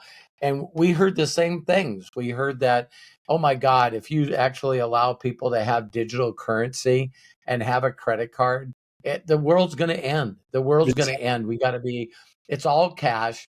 You cannot allow people to have debit and credit cards. It's like stupid. And then all of a sudden, right when we got over that, then the internet came out. And oh my God, so sometimes I say that, that you can create your own reality, because there was a group of people that used the internet for some unspeakable, awful stuff. But yet there was more people in the light that used it for good. Mm-hmm. See, I'm not going to pretend that in every Luke Skywalker story that there isn't Darth Vader. I'm not going to pretend that that's where we live. Exactly. But I just want to recruit more people that know how to use a lightsaber. I'm just looking for more imaginators that want to be Jedis and be Jedis for the Force. Use the Force. Use the good stuff. And we just got to constantly do our best to outshine the people that are in darkness. And I don't think that life is fair. I just know it's worth it. Yeah. So true. So I could spend all my time, going after the things that I think that cause injustice and pain and suffering for people, or I could focus all on the other side, turning people into imaginators that are helping people get out of that darkness. Mm-hmm. And why did you make it a 503c? Well, it's a 501c3. So when people actually donate to it, I think it's 600 or 900. I don't remember the number. But when people donate large amounts to it, then my accountant will send them a 1099, and that allows them to send it to their tax accountant and write it off. Mm-hmm. When I learned that I could write off on my taxes 44% of the income that I earned, that was a fun day for me. Yeah. Yeah. Yeah. So people out there, I think a good start is, you don't have to donate to a religion, but if you can donate some of your time and some of your money to people that are less fortunate, and then slowly work yourself up, that I believe that every one of us are very unique, just like our DNA, that's your own personal relationship with that thing you're hardwired to. And I think that you'll give at times more than you should, and sometimes you'll give a lot more than you ever thought that you could give. Well, that's why I brought that up, because I think we missed the point that this is a charitable thing that we're going to be able Oh to yeah. give to. I Thank think you. we missed Thank that, you. and I want you to touch on that, on what your charity is doing, because I am a part of that, and this is Yes, you something I'm are. going to start focusing on more. So yeah. Yeah, right now, I thought of another thing, Corky. As we move forward too with unlimited wisdom, I want people to know that if you just listen to the name unlimited wisdom, for anyone to think that that is me, every one of you would laugh. It's Mm-hmm. like, he doesn't have all the wisdom. I in this organization never has to pretend that I know it all. I can bring Santa in, I can bring Michael in, I can bring Joe in, I can bring my son in, and everyone in that is including what I believe the hardwired part of it is that's where the unlimited wisdom comes from. And it's Right. from all of us consistently, so my goal was 2,500 orphans I support. Then it went to 25,000, and now is at 250,000. And the other thing that I want to do is do also what Corky does is, there's ways that other people want to give. And I thought, wouldn't it be neat if we could use some of the donations that come in to actually give people scholarships? I know there's another name for it, but let's say that, oh my God, I can't afford $4.99, even if it's going to charity and I can write it off. Well, then what we could do is, get people to maybe write a letter or something. I don't know. And then we all could, say, hey, we should give this person, a free ride for whatever amount of time that it is. And yeah, I just know that every time I step in to a new venture, being hardwired, it just works. It works because I love creating large groups of people. It's like the millions of people that I've been able to help. I still feel at 62 like I haven't done anything. Right. So true. So yeah. And Joe, did you have any questions? I know that you No, it, Santa didn't like. So this, he made me believe that I was gonna have a lot of questions, but he didn't really tell me about you. So he just goes, my mentor, multimillionaire. You're gonna have a lot of questions, Joe. You're gonna like the way he thinks. And one of the things that I've learned across meeting people like you and just leveling up my network and growing is that you won't have the answer to the question I'm going to ask you because it's mindset. What you're teaching people isn't the details. I only had yeah, detail oriented questions. So I really want to just hang out with you, want to know what your favorite drink is. After we talk for a couple more hours, because it's going to be those conversations that are really going to teach me, yeah. like, okay, this is how you grow, because I'm 28 years old. So I've learned that when I meet special people like you, that it's more about, okay, how do I just breathe the air, because that's what's different. And it's being in that room, just how you said, like it's you and around the people. Who are you around? What are you around? Who are you Yeah. connected to? What are you connecting yourself to? And for me, it's I'd rather put my my cable in and see what happens versus like, can I ding Okay. it? Like I want to see what happens. So honestly, I don't have any questions, but that's just, any question I may have had to even ask for viewers, you hit on the head. I mean, you came Thank you. out the gate talking tax breaks, so that's just kind of different, Yeah, it's Joe, thank you for saying that. And here's one of the things that's very hard for people, very hard when I teach them how to get hardwired, is the first thought that we should not have is, I wonder what other people that are not documented have to say about this. Right. Let me hold that thought, Robert, because he has coined the phrase docu. Say it, Robert. I'm sorry. Yeah, Documentation beats conversation. I own the patent. I He own the said patent. that ever. Say it Yeah, again. documentation beats conversation. Boom. So Mic drop. We can yeah, stop so here because when people first reach out to me and they haven't Googled me, it's I'm very, very I'm very blessed. I'm very, very blessed where I can tell people, hey, Google me, and they're like, and it's like, just Google me. And so one of the things that I've done that's been very controversial to my whole career is when I'm talking to somebody, I'll open up my app on my phone and log into my online banking and just slide it across to them. it's for real. It's for real. I've seen it. And it's like, I think that just cuts out the bullshit. It just Yeah. immediately cuts out the bullshit. Because then the very first thing that they say to me is things that they've been programmed to say. Is they say, well, money doesn't buy happiness. And I go, you're absolutely correct. And they go, really? And I go, the only thing that money's done for me, it gives me more choices. It gives me more choices and it allows me to give more.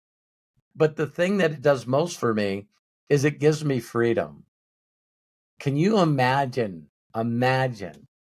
living a life of no despair? I can. I have an imagination. Yeah, I think about it all Yeah. the time. So Yeah, every day, one of the exercises I use for people in teaching them to be imaginator is I want you to write down in detail a perfect day that you're going to live with you and the people that you love. I want to know after a great night's sleep, when you start waking up, what you smell, what you feel, where you are. And then you don't have this panic. You wake up and you're just waking up and it's not, oh my God, am I late? What freaking time is it? Wait, I got this schedule. No, you're just waking up, and the only time I need to use an alarm clock in my life is for a plane flight. right. I live in Yellowstone, Montana, and I have 4 ponds and streams on my property that go into the Yellowstone River, and I just live this. I just got this place that I've had forever that I just love, and animals are all on it, and it's beautiful. And when I wake up, it's like, what am I going to do today? It's fun to check in with my wife and my kids, ask them what they're doing. We're all okay, and it's like, maybe I'll do some learning and spend some time being hardwired and come up with some concepts and thinking and do some content. And then I'll figure out what else I'm going to do. And so, and when people go, what do you mean choices? Because people say this all the time too. There's a phrase that I love saying, as a luxury experienced once, becomes a necessary. Okay. Ah, So I've flown on packed planes, and I had to change airlines from city to city. This is when you know that, oh my God, you're definitely researching for the cheapest ticket on the planet, right? Yeah. So when you have to go to baggage claim to pick up your bags and then go check into another airline for your next flight, that's where I used to be. And then that went from business on the same air flight, and then it went to first class, and then it went to private. And I recently had something that happened on one of our local recent trips, and they really messed up. Delta just messed up. I got millions of miles with Delta, and they just really messed up.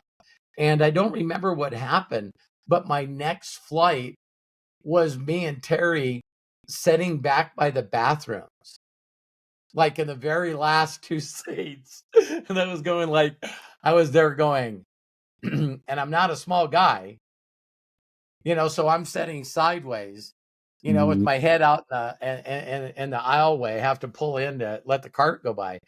And all I did the whole entire trip was just, oh, thank you, thank you, thank you, God, thank you, Jesus. It's just like, man, it's like I usually get on the plane first, I get off first.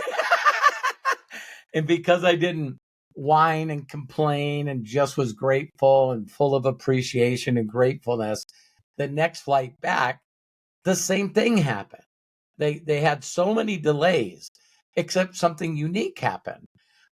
We landed in Salt Lake City, and then our flight, I just said, well, our flight's already boarding going to Billings, Montana. And we get off the plane, and my wife goes, nothing bothers you. And I'm going, are you kidding me? Every day that I wake up and I'm not looking at a concrete wall and then lift my head and look at, bars that, from the sail, I'm fine. It's a great day for me. And that puts my perspective right. And so we get up and we're walking out of the plane. As soon as we went out the door, there was a guy holding this big iPad, and it said Hollis on it. And I said, that's us. And he goes, I'll make sure you get to the next flight. We walked down those stairs. There was a brand new Porsche there. And he puts me and my wife in that Porsche and drove on the tarmac.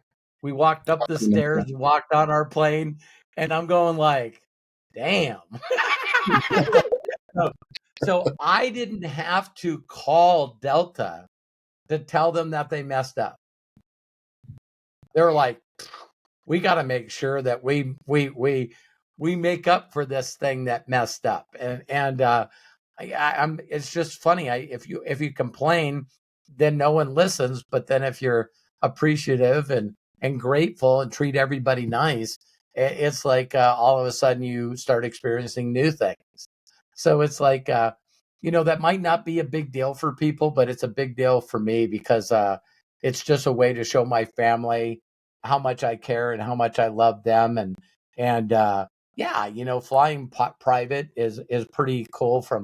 I have a private airport right behind us, and you pull up and you go through a gate. It's a wire gate like you have in the back of your house, and you go through the gate and the plane's there. You get on it and you leave. It's like there's no TSA. There's none of that, and it's life. Everybody that's listening to my voice, if I could get you to imagine that you deserve this, because I'll share another thing with you. I believe that hardwired connection that I'm plugged into and Corky's plugged into, it's got unlimited ports on it. mm-hmm. It's got unlimited ports. It's got unlimited bandwidth. and it's just not for me and people like Corky. It's for you. It's for you. But I think that you guys all got to believe that you deserve it. If you're one of those people that think thoughts like it's only for certain people, See, my thoughts were changed when I met my mentor, because I thought, well, doesn't 3% really live off the other 97%? And then in my short time being an entrepreneur, that went from 99 to 1. No one's going to lie to you. It's deceptively getting crazier of the people that have versus have nots. Yes, it is. Very much so. But within that, there are opportunities that are available that can change your whole life in 6 months. 6 Yes. months, you won't recognize your life. You won't recognize it. And Corky's telling you the same thing is if you went to somebody and said, I could get you to 1 million subscribers and then we can double that within a year. That does not make sense to people that are not plugged in. Yeah, so true. It's It like, does. how did you make that happen? See, they're all looking for the how to do it. What kind of videos? How do you get a viral video? How do you get, and it's like everybody wants to know how to do something that they're not going to do. Don't you find that interesting? That is Everyone wants to call up Joe and Michael and my son and go, please, show me how to do this. And then you don't do it. You don't do it. I shit you not. Somebody woke me up on my birthday at 7 a.m. with a phone call asking how to do things. And they won't do it. I sat and talked for an hour with them. But they're not going to do it. But I also think that a lot of times people, the first thing that they don't want to do is be themselves. Yeah. And what it is, they're just not connected, Joe. They're just not connected because, I did the kiss thing, but, I know there's a lot of people that watch this video that you probably got a job. You did that through imagination. You probably found a way to make money without a job. That's imagination. right. Yeah. Yeah. I got 2 brothers that, they should do YouTube channels on how to use the system. Because when I was taken away from our parents, my brothers were too, and they're younger, and they got put in another system, right? So they have the opposite belief that I do.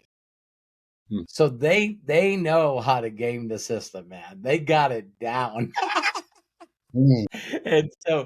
And then you got, these other people that are just like, oh my God, I got a job. I've had more than one relationship. I may or may not have kids, right? But we all have the imagination and the thought first. Everything that we're doing, using Riverside, and using YouTube and TikTok, you guys realize that everything that we do and use was an imagination first? Yeah. Yeah, all of the resources were already here. Yeah. So very well said. When you guys talk to Matt, he used to be, I don't know if he ever was an atheist, you know what I mean? But I allowed my family to be free thinkers. And I just told him, I said, one day you're going to meet a girl that is going to rock your planet. And I said, you and I are going to have a conversation because you guys are going to spend every moment together. And then all of a sudden, she's going to have to do something where she's going to be away from you for a couple of days.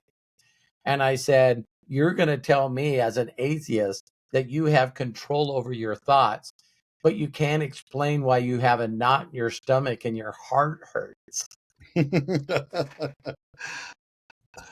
And I go, because not everything is up here. Mm-hmm. They don't write songs about heartache. Why wouldn't you say headache? Right. No, my heart is broken.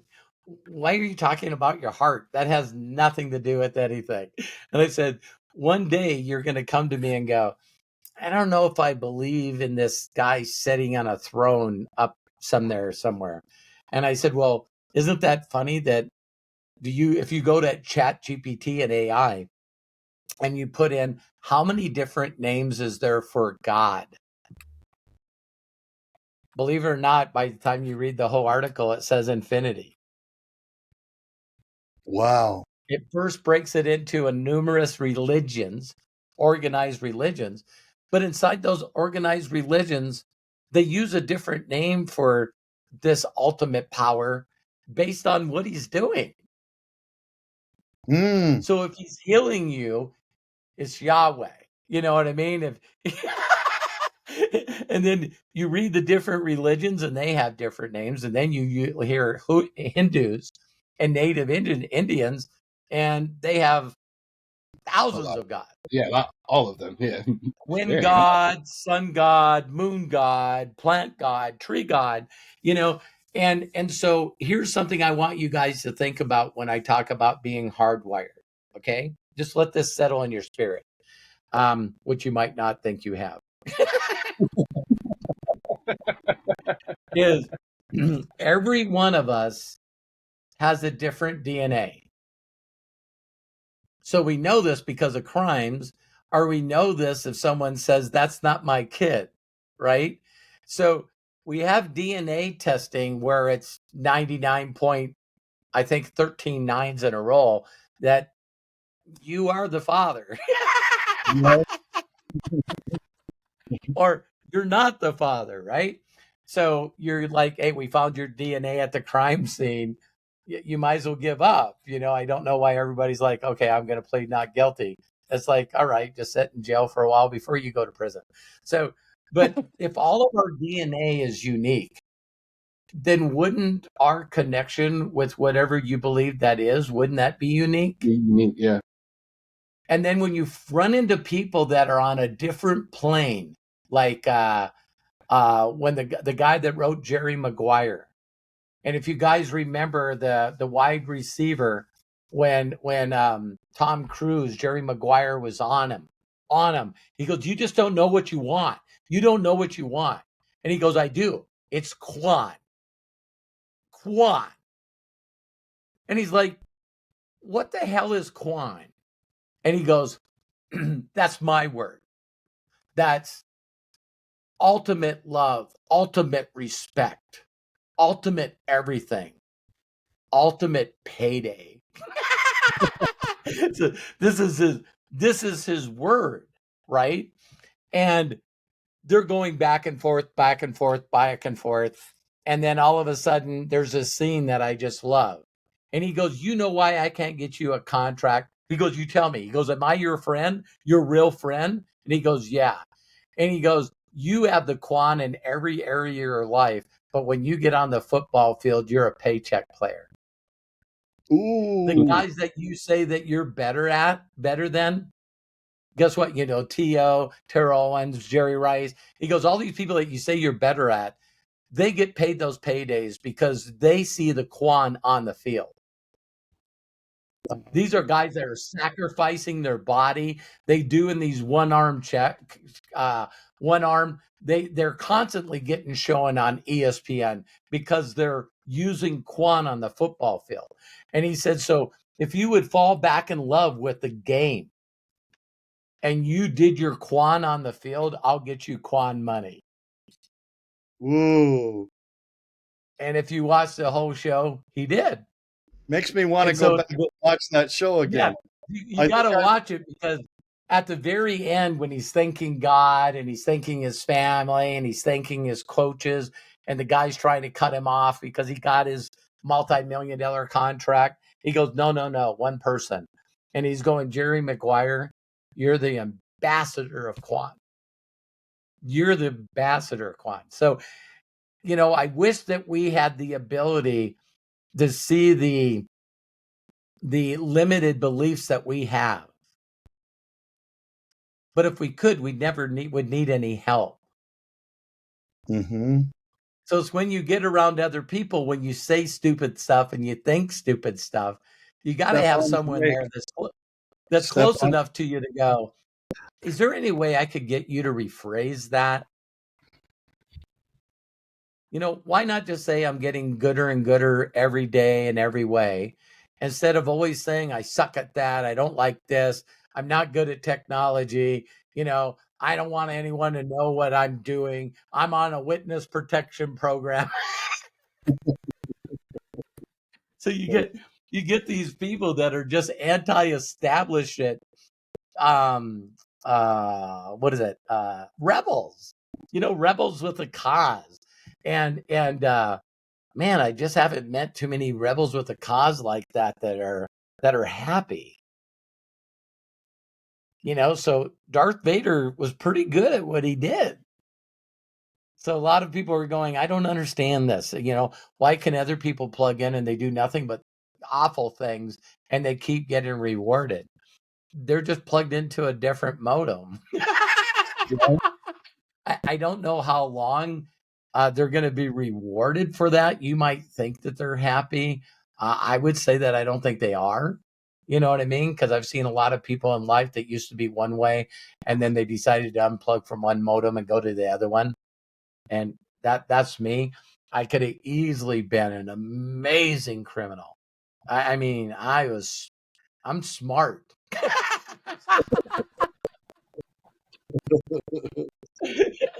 Yeah, Right. I'm smart and I learn from others. And I thank God that I didn't go down that road. I took a different path. The one sometimes it feels like it's less travel, right? Yes. And Yes. so, but yeah, it's I definitely know that all of us combined, when we're all working together, I'm not a knower of all things. I'm just very good at connecting with people that are. So if you guys go off on how do I do something on AI, if we're on a Zoom or something, I just take me off and Matt jumps in. And a lot of you young people, when you see Matt and his wife, you're going, these are my people. Mm-hmm. These are my people. Yep. I've had a lot of people that have reached out to me and go, wow, I had no idea that was your son, and it's like, he's tatted up and they got piercings and, you can tell he's making money because you see his lighting system in his room where he's got 13 of these giant monitors, and so does his wife, Hannah. And it's like, Watch we were every single. yeah, we were laughing. There's not a thing that kid doesn't have that deals in the electronic world. You know what I mean? He's hooked up in some of the biggest groups out there that are the top minds in AI and everything that does with creative stuff, and he loves it. So he's constantly working on his 10,000 hours of mastery and everything that comes out, and he loves it. He loves it, and he's good at it. And so when people try to search for me on the internet and are blown away by what they see, that's always been a part of him since he was old enough to punch keys on a keyboard. Yeah. So That's amazing. That's amazing. Very blessed. Very blessed. My youngest son is like a monk. I mean, I told him his whole life that he could do whatever he wanted to. And that guy is like ranked in the top whatever of a bunch of online video games that he plays, computer games. That's what he loves to do. Everyone knows who he is. He's got more money in the bank than anyone I know. And internet gaming, that'll do it. And then he probably knows the things you know too, so I'm sure of it. Put the internet gaming with it. Yeah. And he's extremely humble, Joe. It's hard to get anything out of him. I've only seen him get excited a couple of times, and one time he came in and I said, how'd that patch work? You know what I mean? He said, yeah, they came up with some new levels and new patches or whatever. And he goes, yeah, I was the third person to take down the last boss. I'm going like, I go, how many people are playing that game? He goes, I don't know, like 30 million or something. Wow. Okay. Yeah. That's incredible. That's ridiculous. Wow. Yeah. And then I tell him, well, you should do what some of these streamers are doing. He goes, I'm not interested in working that hard.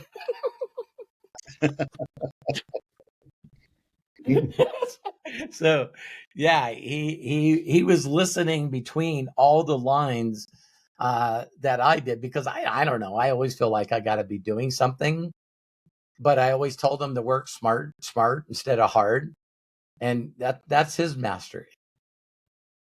That's his mastery. So he's going on his next trip, I think, to Japan, and he'll go out and spend a few months out there, and then he's like, go check out something else. And yeah, pretty interesting when you can do that for the people you love. That Yes. is key, man. Yes. Yes. Well, guys, I think we could wrap it up. Robert, Very again, tell us how we can get a hold of you. Where are you at? The best way to find you. Get into I call it inner circle because that's where I started, but now it's right. unlimited wisdom. How to get Yeah, started you'll see two options there. But my first thing is just, go my, it's youtube.com/Robert Hollis. My last name is Hollis, and just check out some videos and subscribe, check some things out. And I know for a fact that if someone just went through the videos that I have on YouTube, you could dial in any kind of income and freedom that you want. Everything Mhm. I've always done is free. And that stuff will lead you to the stuff that I know will help you. And then if you want to play life on a little higher level and just have one-on-one conversations with me, you can do that on free on Saturdays. That's Ask Me Anythings. You'll see, golly, I think On Corky, I YouTube. seen when 72 Ask Me Anythings I got up there. So Mhm. that's 72 Sundays in a row, I mean, Mhm. Saturdays in a row. And then what we're going to do with the inner circle is, if you're having difficulties with breakthroughs, you can join that group. That's doing a Zoom. We get on one-on-one. You raise your hand. I talk directly to you like I did with Corky. And this new one is becoming an imaginator. And that option will be available when you guys show this video. And well, the only thing I'll be talking about on the imaginator side is that what Joe and I were talking about. It's like, if you're constantly seeking out to try to find books, courses, videos, everything on how to do something, and then right after you do that, you don't execute, you Dude. don't apply it, then you need to be an imaginator. Right. Because I'm going to say something right now that's very controversial, but people that have pulled stuff off in their life can't explain how they did it. Mm-hmm. They can't That's so true. explain. Yeah. And Or what they're so doing isn't what they started off doing. Like yeah, Jeff Bezos and Amazon, that shit was supposed to be a library. yeah. So people will say to someone that's been married for 40 years, how do you become happily married? Well, what egotistical people do is they try to come up with some kind of bullshit of, well, we do this and we do this and we do this. And people do that with success too. It's like, oh my God, Robert, you made $60 million. How'd you do that? See, I'm going to be bold and honest enough with every one of you that I know a few things for a fact. One, you're not me, so you're not going to have my journey. Yeah. Because all the things that happen for me, not Mhm. to me, a lot of struggles, a lot of things that made me who I am. And I'm very grateful for all of them. So Yeah. if my story is not like yours, then if I can get you to imagine what your life wants to be like, and you can focus on that and be emotionally invested in that dream, that imagination, then your journey is going to be different, but it's going to be happier instead of miserable. Mhm. Exactly. So, can you imagine that someone says, well, how do you help Corky get 2 million followers? I simply asked Corky some questions, and I was looking for the things that lit him up. That's People exactly being it. themselves. Yeah. I went, that didn't do it. That didn't do it. Well, Corky, what you need to do is you need to be an affiliate. You need to share your links with everyone, and you got to sell products, and you got to find sponsors and brands. And Corky's like,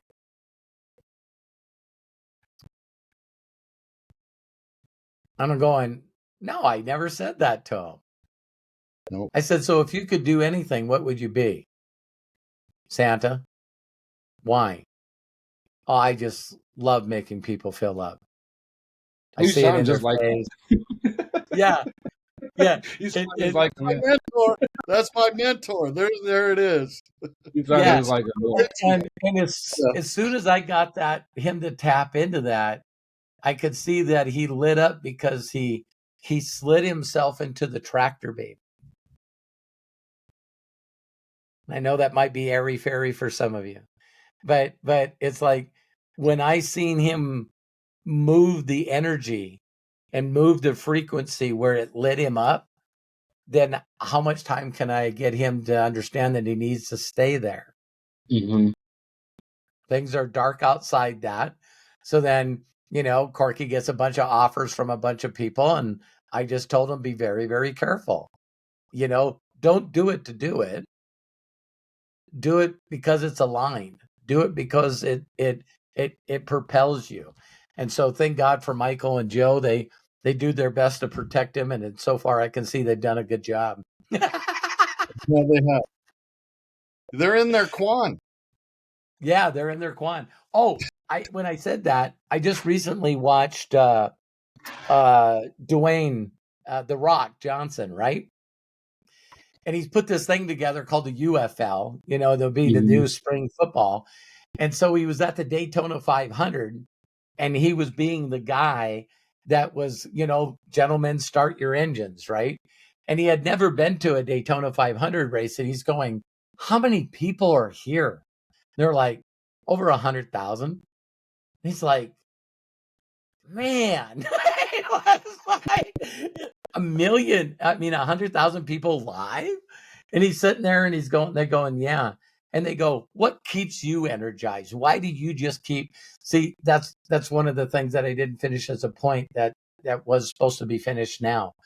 When you get plugged in and you're hardwired and things start happening for you, well, why would you unplug?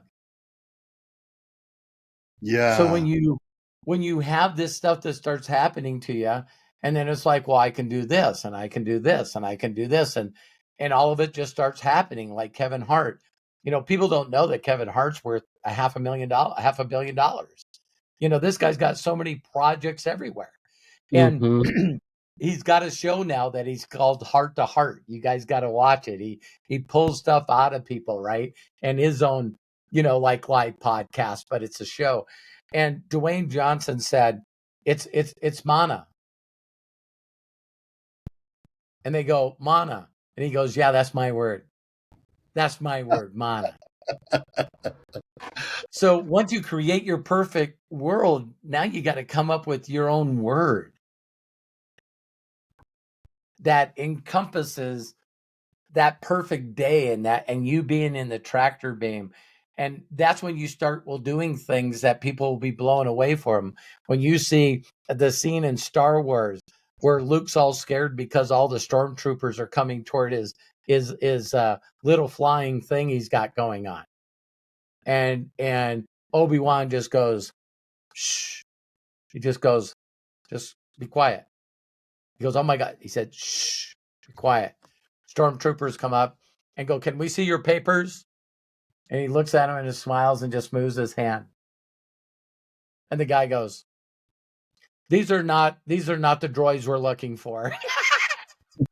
And they just turn around and walk off. And Luke looks at him and he just smiles and goes, carry on. You know what I mean? It's like people go, is that Force thing? What the hell was that? You know what I mean? And, people can't explain being hardwired when they're in it, right? And my word is unga. Unga is like, and it's just every hair on my body stands up by saying one word, because that's my explanation for everything the way it's supposed to be.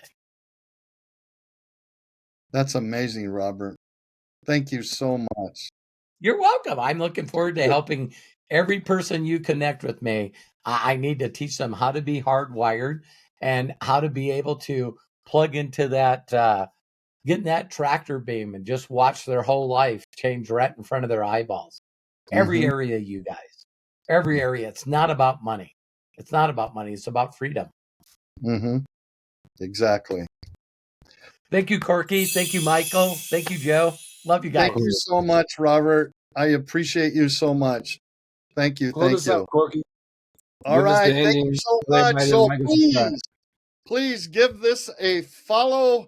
Give it a subscribe to us. Please make a comment and like it also. That would be very helpful. And again, go ahead and follow Robert Hollis. Just look him up. Robert Hollis, Hollis. Anywhere you'll find him. He's amazing. Thank you again, Robert. Thank you, Joe. Thank you, Michael. Thank you, team.